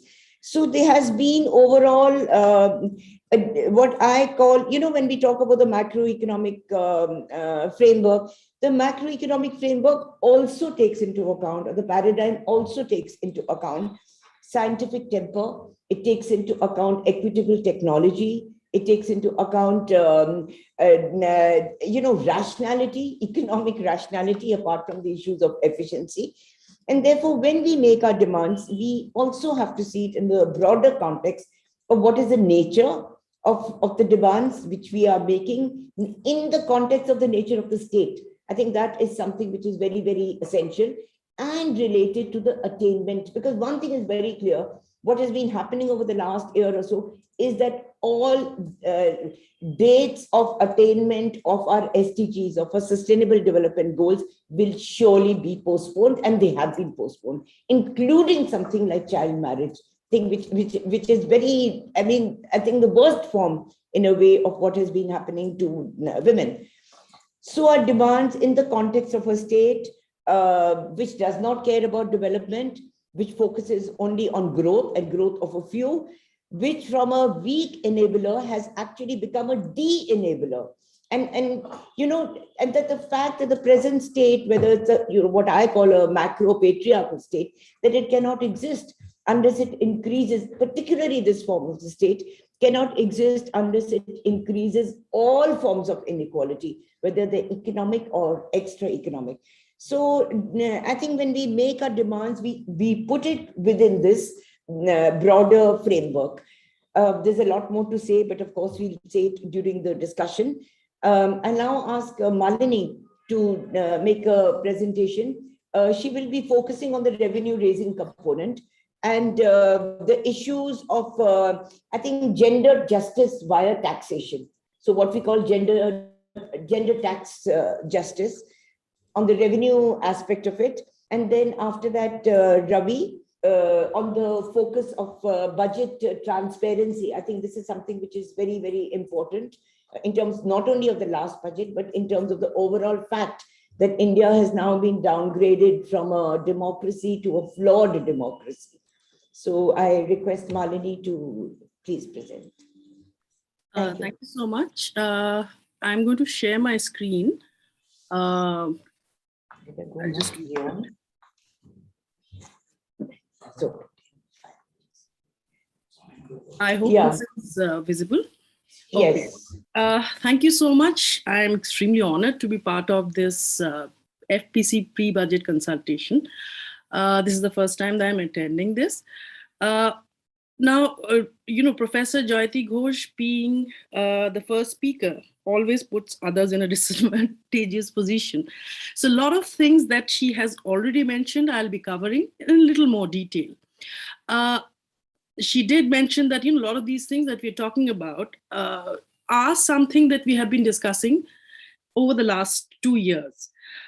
The reason why, that of course is one reason that it might seem like a repetition.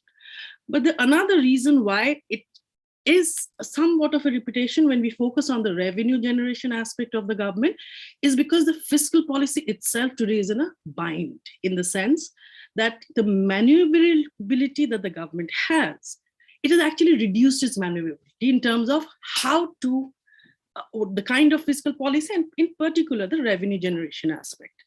So we know, I'm not going into the context of what exactly happened during the pandemic. The only thing was that there was, of course, a need for a very bold fiscal policy. Now, India, as Jayati mentioned, turned out to be extraordinarily different from other countries in terms of actually not following. So now, what it meant, therefore, is that it really didn't want to get into take on a huge fiscal deficit. So what this means is that what it can generate in terms of revenue is largely going to determine how much it can spend and on what. So in terms of revenue generation, therefore, the amount of tax revenue is one aspect, which is of course very important in terms of how much is going to be spent on various sectors and sectors which are particularly important for women's or gender equality. But there's also another aspect, which again, Jayati, they had covered, but I'll cover in greater detail, is what is the composition of tax revenue generated? Because that by itself has implications on the amount generated as well as inequality, independent of what the pandemic did.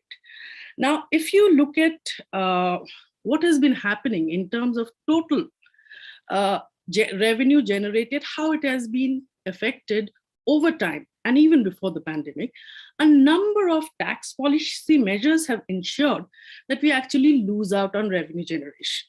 So if you look at the trend of tax collection, say for the last few years, from 14-15, you'd see that they had actually been increasing till we reached 1920, when there's actually a nominal fall in tax collection. In fact, as far as I remember, this is the first time there's a nominal fall. So it's not just in terms of GDP, there's actually a nominal fall. So the fall in revenue generation, which of course impacts spending, happened before the COVID. And of course, we know the reason. In terms of GDP, it translated into quite a large fall. So till about, let's say, tax to GDP ratio, which in any case in India is pretty poor, it was at least increasing. Because in 2019-20, you see a sudden drop.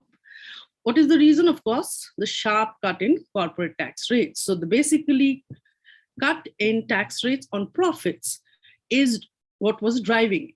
Now, the interesting aspect is that if you look at what it was in 2019-20, and you look at the final and these of 2020-21, that is the first wave of the pandemic, the last fiscal year, you'll see actually the tax revenue generated during the pandemic is higher than what it was done the previous year.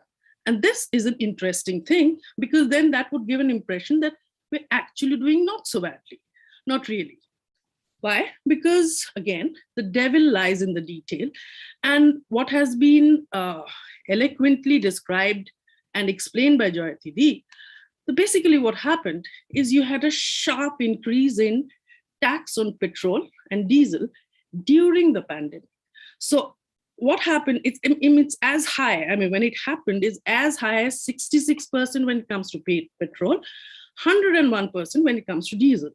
So then what happens during the pandemic, anybody, given that there was a major lockdown, complete cessation of economic activities for at least 2 months, one would have expected tax revenue to fall. It did across the sector, except when it comes to excise duty, and these are the taxes on fuel. So therefore, the extent of drop can be seen when you look at what has been the percentage change compared to what it was supposed to be. Now, if you look at it, corporation tax fell by the highest, at the highest rate. And of course, excise duty went up is the only one which showed a positive increase. Now, of course, that has changed our composition of how much we collect from direct tax and indirect taxes. That, which again, of course, is extremely important for gender equality, economic equality. Now, if you look at the chart in front of you, you'd notice even in 2019-20, when you actually had the effect of the cut in corporate tax, even then, in central government's tax revenue collection, direct taxes were still higher than indirect taxes. Now, the point is that, what the center collects. Center actually collects 60% of the total taxes in the country. And majority of the taxes collected by the direct taxes, majority of it comes from the center. So when you have, of course, the cut in corporate tax rates did make an impact. It led to a fall in the share of direct taxes. But once you come to the pandemic year, there's actually a total fall, where you see that the first time, again, this is the first time that you see the share of direct taxes is actually below that of indirect taxes. What does it imply? Look at what is simply in terms of, who is paying for this revenue generation, who is being taxed. A simple, this thing is what you see is, in any case, there has been a shift from profits to common people's pocket, to the extent that today, corporate tax only provide about 22% of the total revenue generated by the center, and petroproducts, only petroproducts is now generating a little less than that. So a huge corporate sector, the huge profit that we have seen, an increase in profits that we have seen during the pandemic, they do not really contribute much, whereas the taxes on petrol products is what has become a major source of revenue generation. Obviously, this means that people are paying much more than what they were doing earlier. So if you remember, I said that fiscal policy today is in a bind. And this is something many economists have been saying. This has happened because of changes in tax policy over the years. I mentioned the corporate tax cut, but GST also has played a very important role in it. So now what happened is all these things happened, within very close quarters in terms of time. So GST comes in 2017, corporate tax cut. In 2019, by the time the pandemic comes, what is that the government is left with? The government is not interested in increasing fiscal deficit. So the only way left for the government is to actually increase tax on fuel. Why is it the only way, and how does GST matter here? Because if you remember, GST GST, the way it has been designed, leaves the center as well as the state governments with very little flexibility to impose any tax or change any tax rates on their own. For that to be able to do that, they need to go to the GST Council. So it's not under any of the governments. Let's say they do not have the flexibility. This we had seen even when the Kerala floods happened.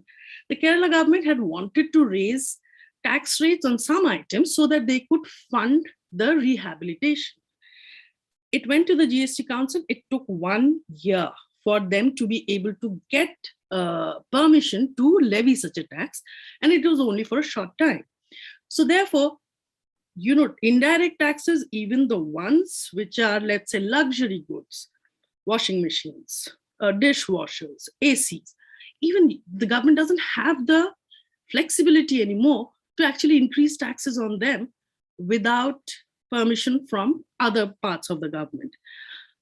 It has already cut down corporate tax rate, and it has actually increased tax rate on the very rich in terms of personal income tax.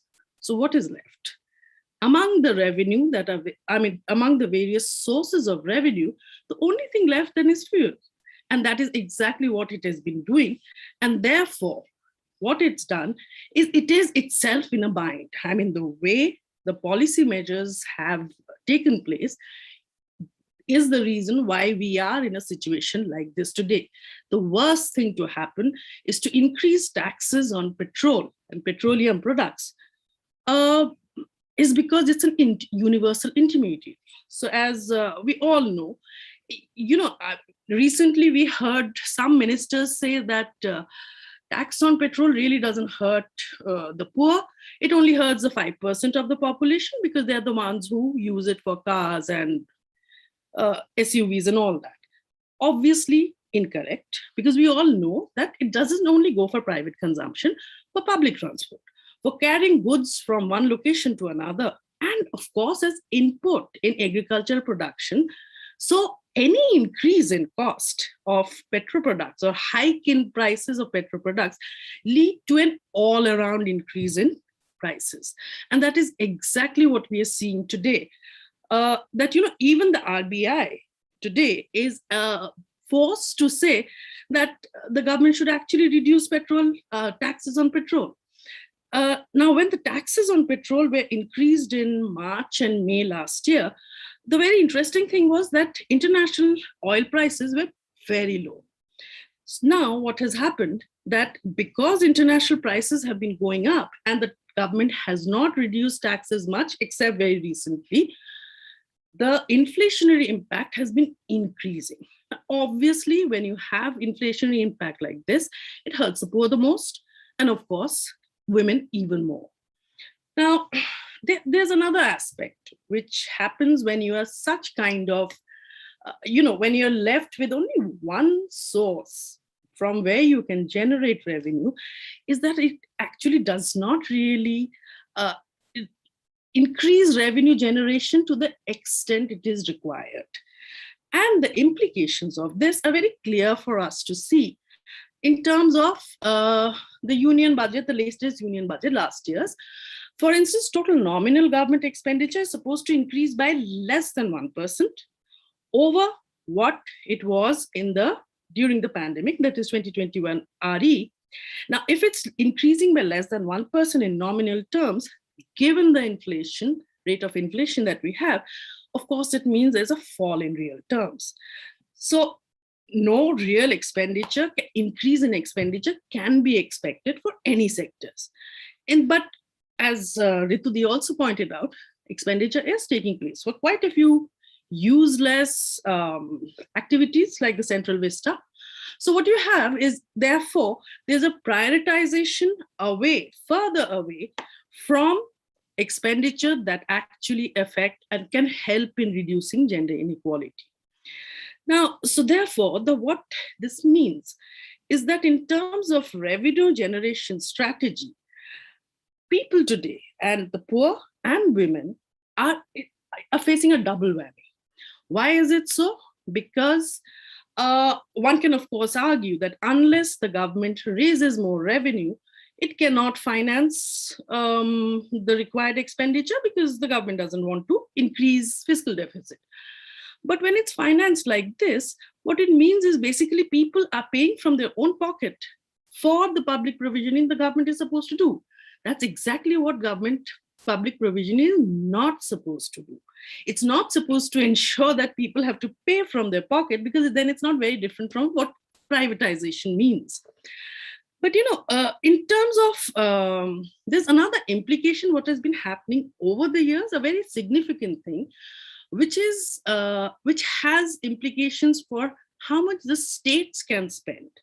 Because we all know that when it comes to expenditure for all these important schemes that we have been talking about, states take on the major responsibility. Now, if you look at what has been happening in terms of the amount that is shared with states, a very interesting thing has been happening, that the government, the central government, which has the maximum taxation power to generate from direct taxes, it has been slowly and over time cutting down the amount that is to be shared with states, to the extent that if you look at the graph here, the amount that was to be shared, that is not part of the shareable pool, was about 11%. It's gone up to 23%, which means that even when— Malini, sorry, can we wrap up in— Yes, sure. So thanks. Coming to what is the way out?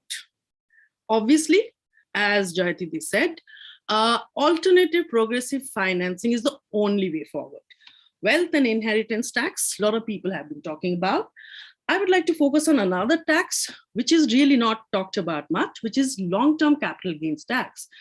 In India, we have a long-term capital gains tax, but it is taxed at much lower rate than income tax. So if you make financial gains, long-term financial gains, you only pay at the rate of 10%. The second aspect of it, this is that it's a flat tax. So whether you make 2 lakh gain or 2 crore, everybody pays at the 10% rate. What is important is if you need an alternative and transformative financing, wealth inheritance tax, of course, needs to be brought back, but also you need to make long-term capital gains tax more progressive. I'll stop here. Thank you so much.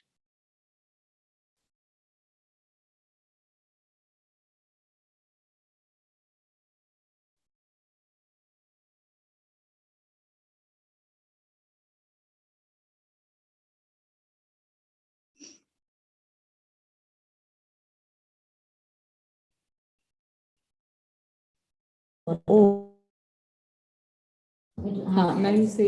you so much, Malini, for this. A lot of information which we don't take into account when we talk about gender budgeting and our budgetary asks.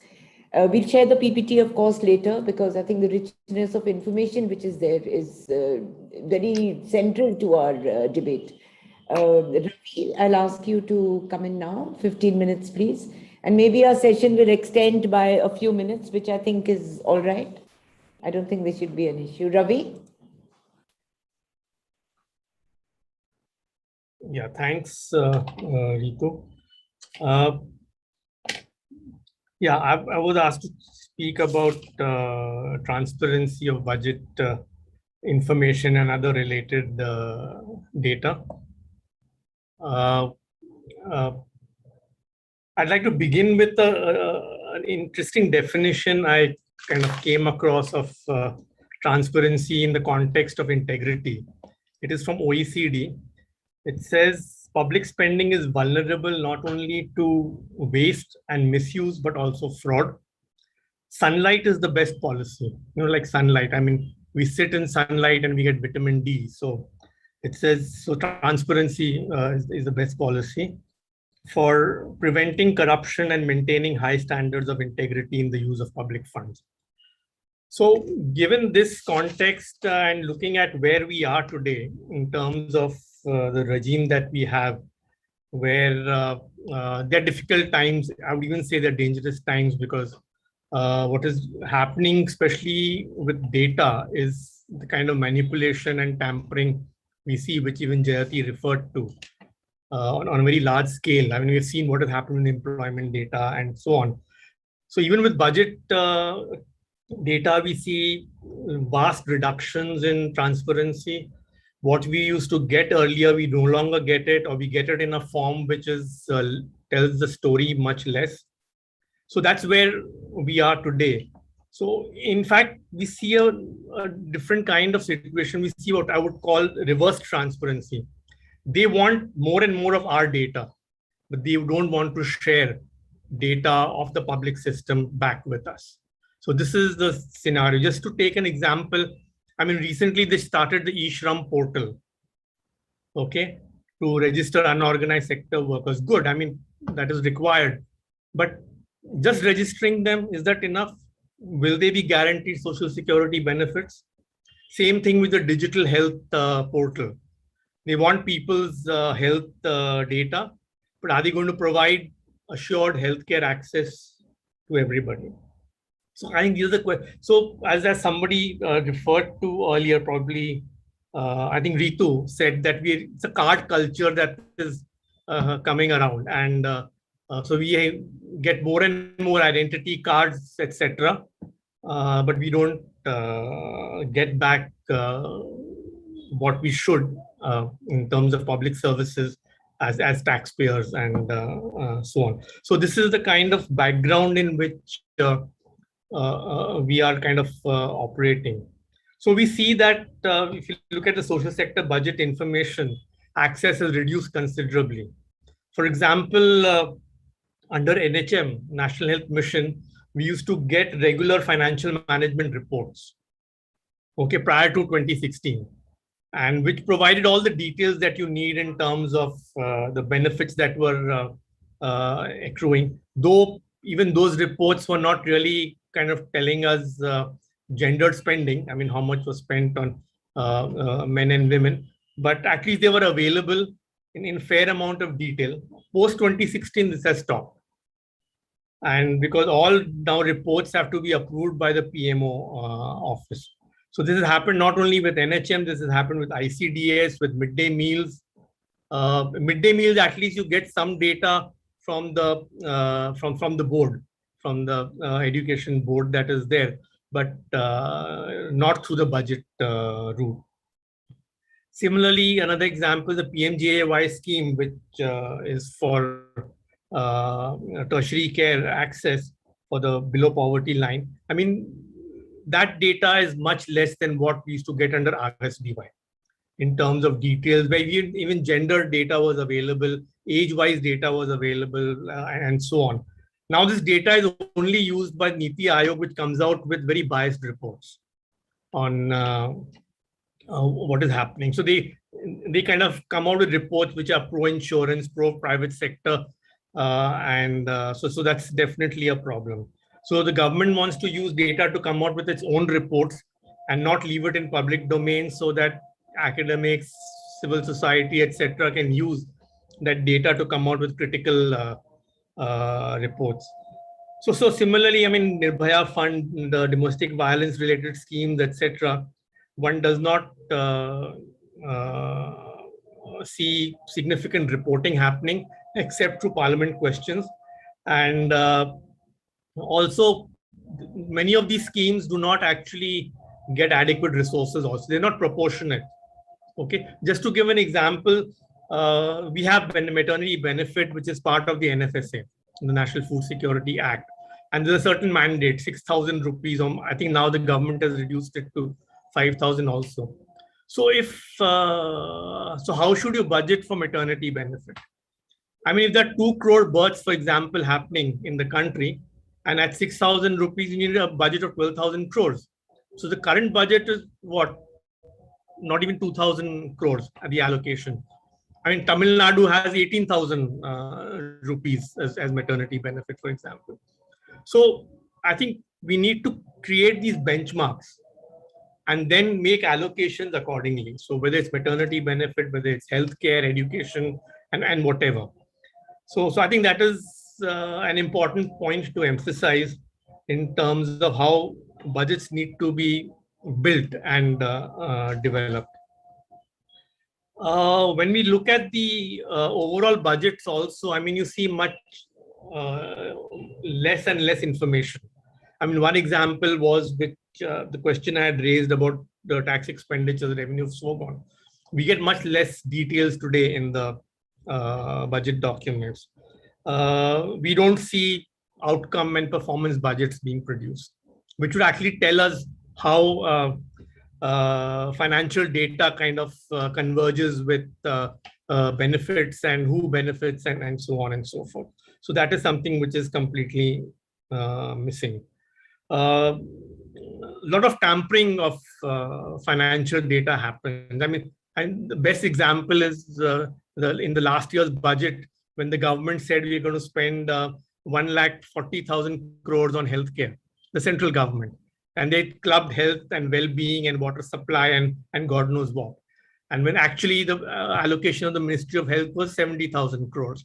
So this is the kind of misleading compilations which we increasingly see in the budgets.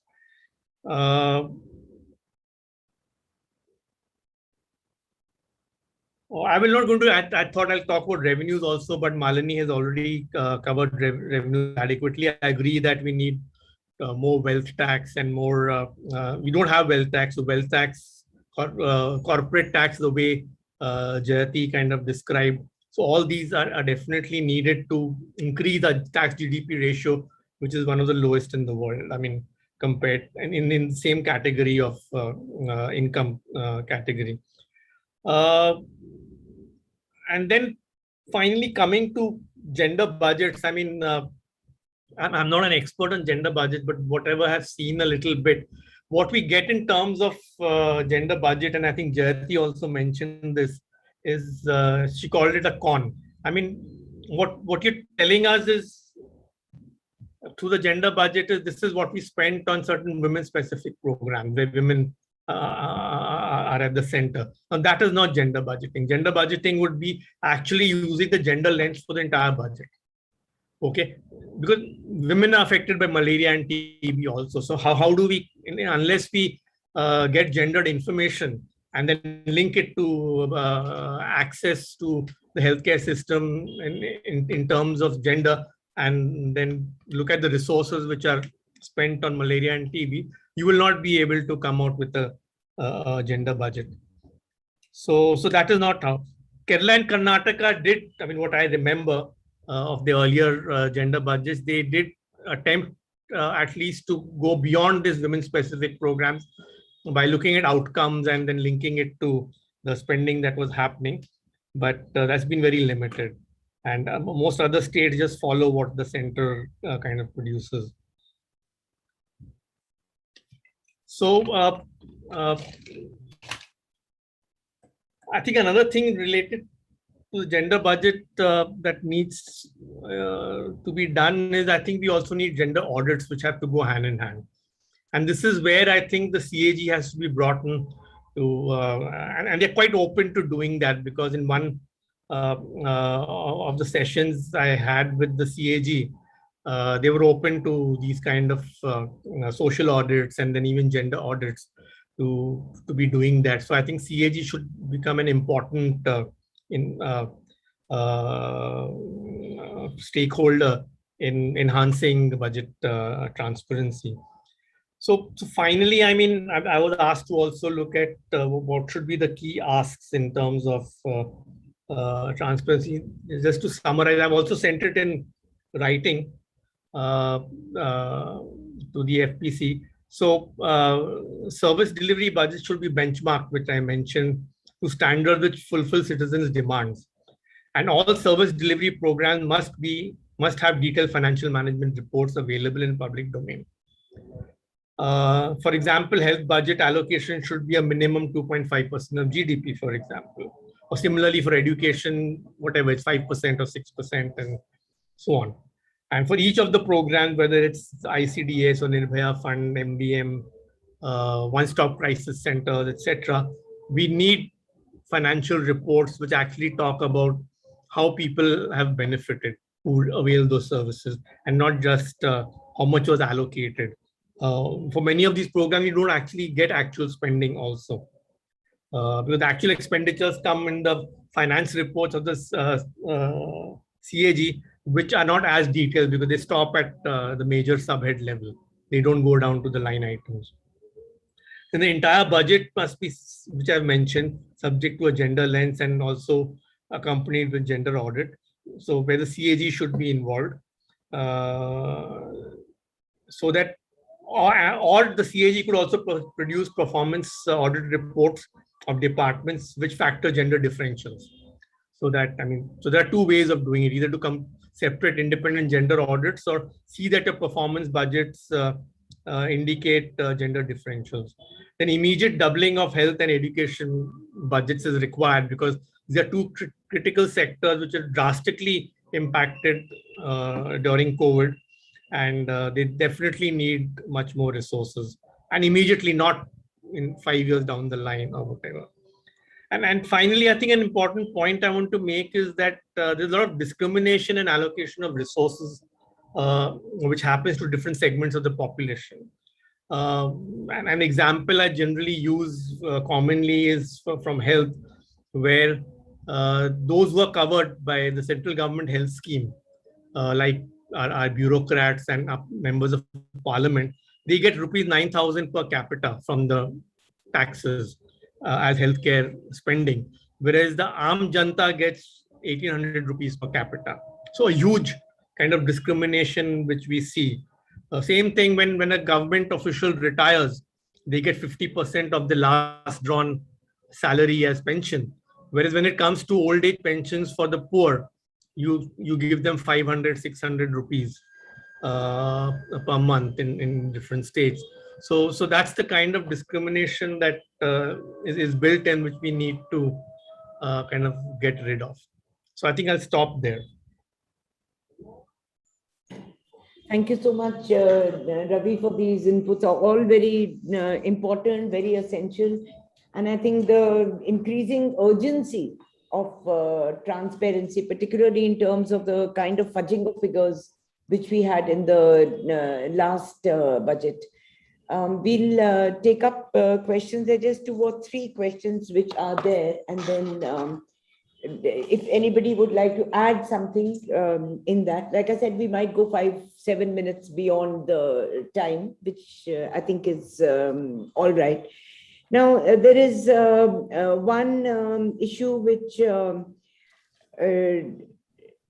I think has come at a broader level issue. One, Asha Ramesh raises and says that the child and women budget need to be separated, and most of the budget goes for child development, leaving very little for women's advancement. So that is one issue. And I think this we have been debating for a very long period of time. I think right from the 10th plan, 11th plan, when we were, some of us were part of the feminist economist group. And we kept saying that, please, I mean, again, in fact, in a way, one is reinforcing that the responsibility of children is only on women. by calling it a women and child budget, when it should, probably be child and youth budget. And a lot of calculations, which all of us, including Asha, has done for many states over many years, at 96 to 98% of the allocation in many state governments goes for children rather than only for women. So that is one, and maybe one can expand that and also use it. Ravi, would you like to respond to this? Because you worked a lot on the Maharashtra budgets for a very long period of time. Yeah, I mean, we need to, clubbing women and child may have some sense at some level, but I think we need to do it independently, and you need separate gender audits, and then for children, you can extend it elderly and so on and so forth. So different stakeholders will demand different kinds of disaggregations that are needed. But at least let's begin broadly with gender kind of analysis of the entire budget, and develop gender audits and so on, and other state, and then also for children, for elderly, and other categories, transgenders and so on. So yeah, I mean, that's one category we just don't take into account. I mean, they don't exist in terms of any kind of a budget allocation which is there. And their situation, in fact, is one of the worst, because what field work some of us have done, many of us have done, is the transgenders are the worst affected of absolutely the lot, and some commercial sex workers, of course. So there have been reports coming from UP, Bihar, Gujarat, MP, Chhattisgarh, many areas, and outskirts of the city of Mumbai, is that commercial sex workers were charging 7 rupees per encounter. Okay, and that's the desperation to which they had come. And at least some states have taken it up in terms of some kind of allocations to sex workers and to transgenders during the pandemic. So maybe that's a demand which we can make, is that they should be given some kind of a minimum income. And many of them thrown out of their houses, rented accommodations, etc., because they didn't have the money. So maybe that's a very specific issue which we should raise. I think in relation also to the context of a UBI, which we have not debated at all, that is the universal basic income. That, do we take it up? Let's calculate and see that if so many people below, a poverty line or whatever category we might take, that how much money would be needed. And I'm sure the calculations, several people, I mean, it's very easy, the percent number, at least at a broad level. And maybe that's a very specific issue which we can take up, the UBI issue which is there. And also, at some level where the health aspect is concerned, the money which was there, whatever little bit was there for certain states, went primarily in fighting the COVID pandemic. And a lot of the money was taken away, and a lot of the support and the subsidies were taken away from other generic drugs, particularly relating to TB, to tuberculosis, and also to other aspects related to maternal mortality. And that is, the MMR rates in many areas have also increased. So that kind of allocation, and I know for the TB rebate and the subsidies to continue, we actually had to go to court, and we managed to get a hearing on that issue and an agreement on that issue. So, yeah, Yashoda, you wanted to add on? Yeah. Can I ask a question? Please. Yeah. Ravi, this is a question for you. Thanks very much for bringing out the whole question of data transparency. I just wanted to check with you, for instance, you've been looking at some of the budgets and some of the data sets. Do you find any patterns? Because when the lockdown was happening and throughout the pandemic and sort of staggered lockdown phases, we found that regular health services were not working. Yeah. So, for instance, the whole maternity package, which included the Janani Shishu Suraksha Karyakram, the JSY, and of course, as you said, the maternity benefits. Then there are many other kinds of support and budgets provided for other illnesses, for other infectious diseases. Did you find any patterns in the data? And was the data available at all? for those months, at least the 6 months starting April 2020? Thanks. Yeah, I mean, the data actually disappeared once the pandemic set in, and because the health ministry produces the health management information system, and the last report was ending March 2020, and after that, and it's a quarterly report which comes out every quarter, and it comes out on relatively on time, maybe the next month after the quarter is done. So that stopped for almost a year and a half. So only in 21, the 2020 quarterly reports started coming in. So there was a huge lag. And actually they had uploaded the June quarter 2020, which itself kind of showed, and I've written about this in one of my articles, which showed a decline of use even in that 3-month period, from April to June. If you compare it to the previous year's April to June, you saw a huge decline in various services, vaccinations,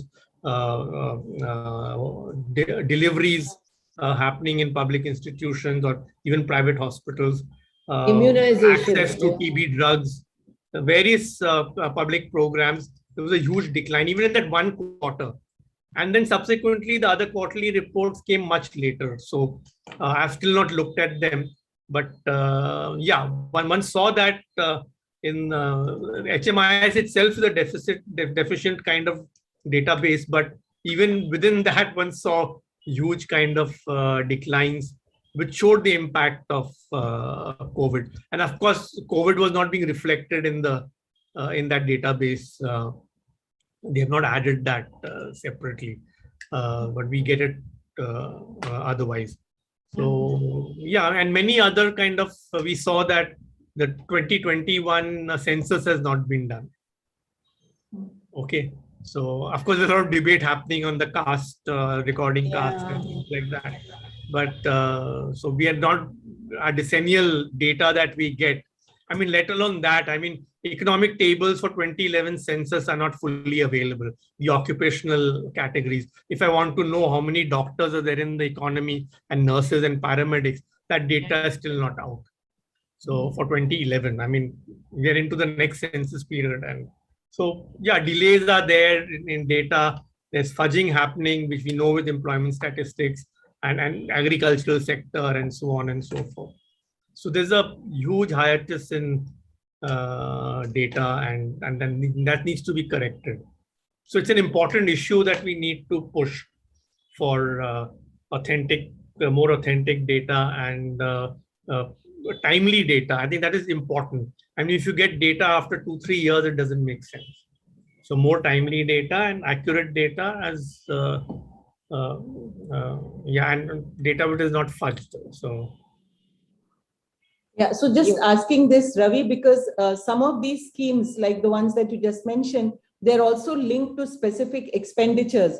So if there Absolutely. is a sharp drop in the service provided, that means that money was not spent. So we found the same with maternity benefits. The money was not spent. All the health money was going for COVID, for oxygen cylinders, for enhanced kind of COVID care. So they did not bring in new money, which they should have done. Like Bombay's municipal corporation did do that. They brought in 2,000 crores extra into their budget. So that was one good example I saw. Of course, it was not that, I mean, they did not reduce spending on other kind of routine care because people were not going to hospitals and dispensaries. So that was not being used. But they did put in some effort to bring in extra resources. Most governments did not, and especially the central government, despite having that PM Cares Fund, and there's no transparency at all of that. So we don't know where those 40,000-50,000 crores, whatever is collected, we don't even know that. Which included money from university salaries and doctor salaries, etc., which we know. So, Malini, would you like to add something? Malini? Yeah, I mean, that what Ravi has been talking about, if the lack of availability of data, it impacts expenditure, but it also impacts how we understand what are the ways that revenue can be generated. In fact, we were working, Ravi is aware of it with Ravi. We're trying to understand, let's say, for instance, how much extra revenue Maharashtra can generate to be able to deal with just one thing, increased expenditure on health. Believe me, we tried. The ones where it will not affect the general population, common people. And lack of data is not just in budget. Its lack of data is even in terms of, how much production has happened, how many cars have been sold, what are the different kinds of cars. So coming to the data problem is a big issue, of course. But I just wanted to also talk about a little bit about, when I said the fiscal policy today is in a bind for a number of tax policy reasons. There was this interesting issue of that's going on right now of bringing fuel taxes or fuel under GST. Now, of course, if it can be brought under GST, some would say it will be excellent. But it's not as simple as that, because GST is supposed to be neutral, revenue neutralizing, which means that what the government could earn prior to GST should be equivalent, more or less equivalent to what it can earn after GST. So for petrol to be brought under GST, it can no longer be taxed at 28%. Some have calculated that perhaps the tax rate will have to go up to 100%. So I'm not sure whether GST can be brought in unless we bring in much more progressive direct taxes.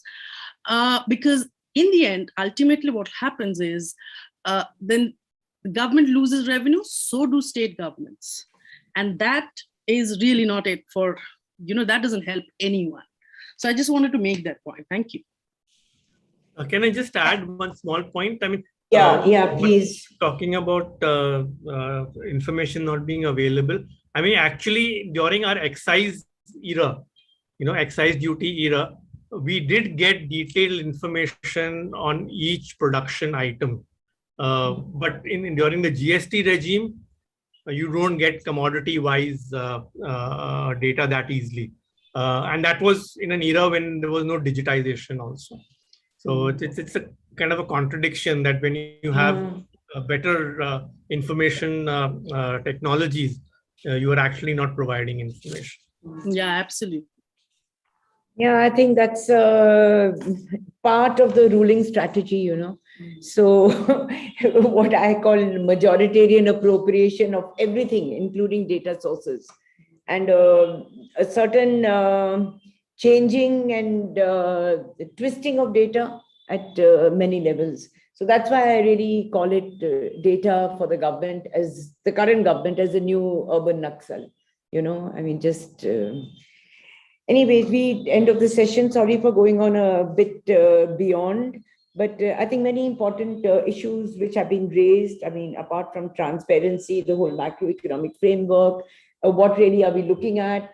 Whether we are successful or not is a different kind of an issue. We have to raise exactly what we think is very essential. So does it help for us to, in this budget document, pre-budget consultation, and asked to calculate the unit cost of, say, a UBI or a minimum wage, or in terms of, say, the number of employed, and each one was to be given a minimum wage or whatever, 300 or whatever pathetic amount is being calculated now, how much really would it imply? And that includes paid and unpaid work. And the women who have left work, who've been forced to leave work, and who are not likely to come back. That is another very, very important aspect. So shall we get into the unit calculations? So that's one aspect, keeping whatever population projections and employment projections in mind. There are several very, very good surveys which have been done. Another, and taking off from Malini's, I think that's also extremely important, is the revenue component, revenue raising. I mean, should we put that? It cannot be, it can be an ask in the sense that, okay, your direct taxes must increase, but also to give options and say, where is the amount which is wasted? Because, now when Ravi was talking about 2,000 crores being raised by the Mumbai Municipal Corporation for fight on COVID. There was another 3,000 crores being wasted on the coastal road, which the fisher folk and others have been opposing for a very long period of time. So shall we have a chart in this document when we finally prepare it in a few days, is the amount of revenue wasted, maybe taking one or two states as illustration, only the center, and that revenue is actually available, money is available, and where should it be spent and how it should be spent and for whom it should be spent. So I'll stop here, keeping you from your lunch, but I think only 10 minutes beyond. Thank you very much, Ritu, for chairing the session. Thank you so much, Ravi and Malini, for joining us and providing your very valuable insights. Thank you to all our participants who are very engaged. We can see your comments in the chat box. यदि आपको किसी चीज की अनुवाद चाहिए, कृपया chat में उसका रिक्वेस्ट डाल दीजिए. वो अनुवाद के लिए हम कोशिश करेंगे और अगले सत्र में भी काफी हम लोग 2 भाषाओं में करने की कोशिश करेंगे. Thank you all very much. We are now breaking for lunch. I'm sure you all need a break as well. And we will reconvene sharp at 2. Thank you and enjoy your lunch. Thank you. Thank you.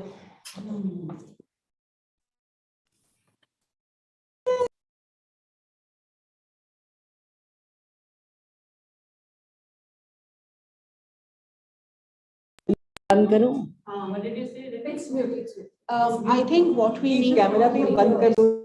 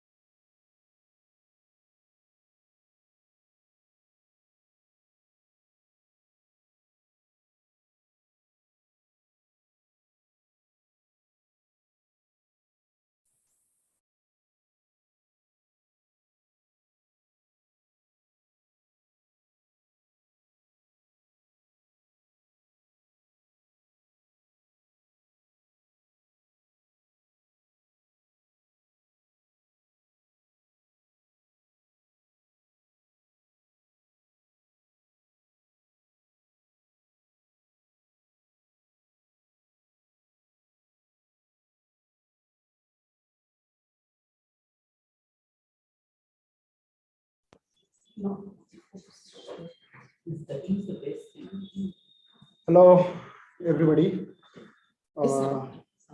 and welcome to 2023. We have a very exciting panel here. We have seven. We are supposed to have 7 persons, but unfortunately, we have one dropout at the last moment. So we have Dr. Santosh Giri. She is founder and the secretary of Kolkata Rista, which is a community-based transgender organization working for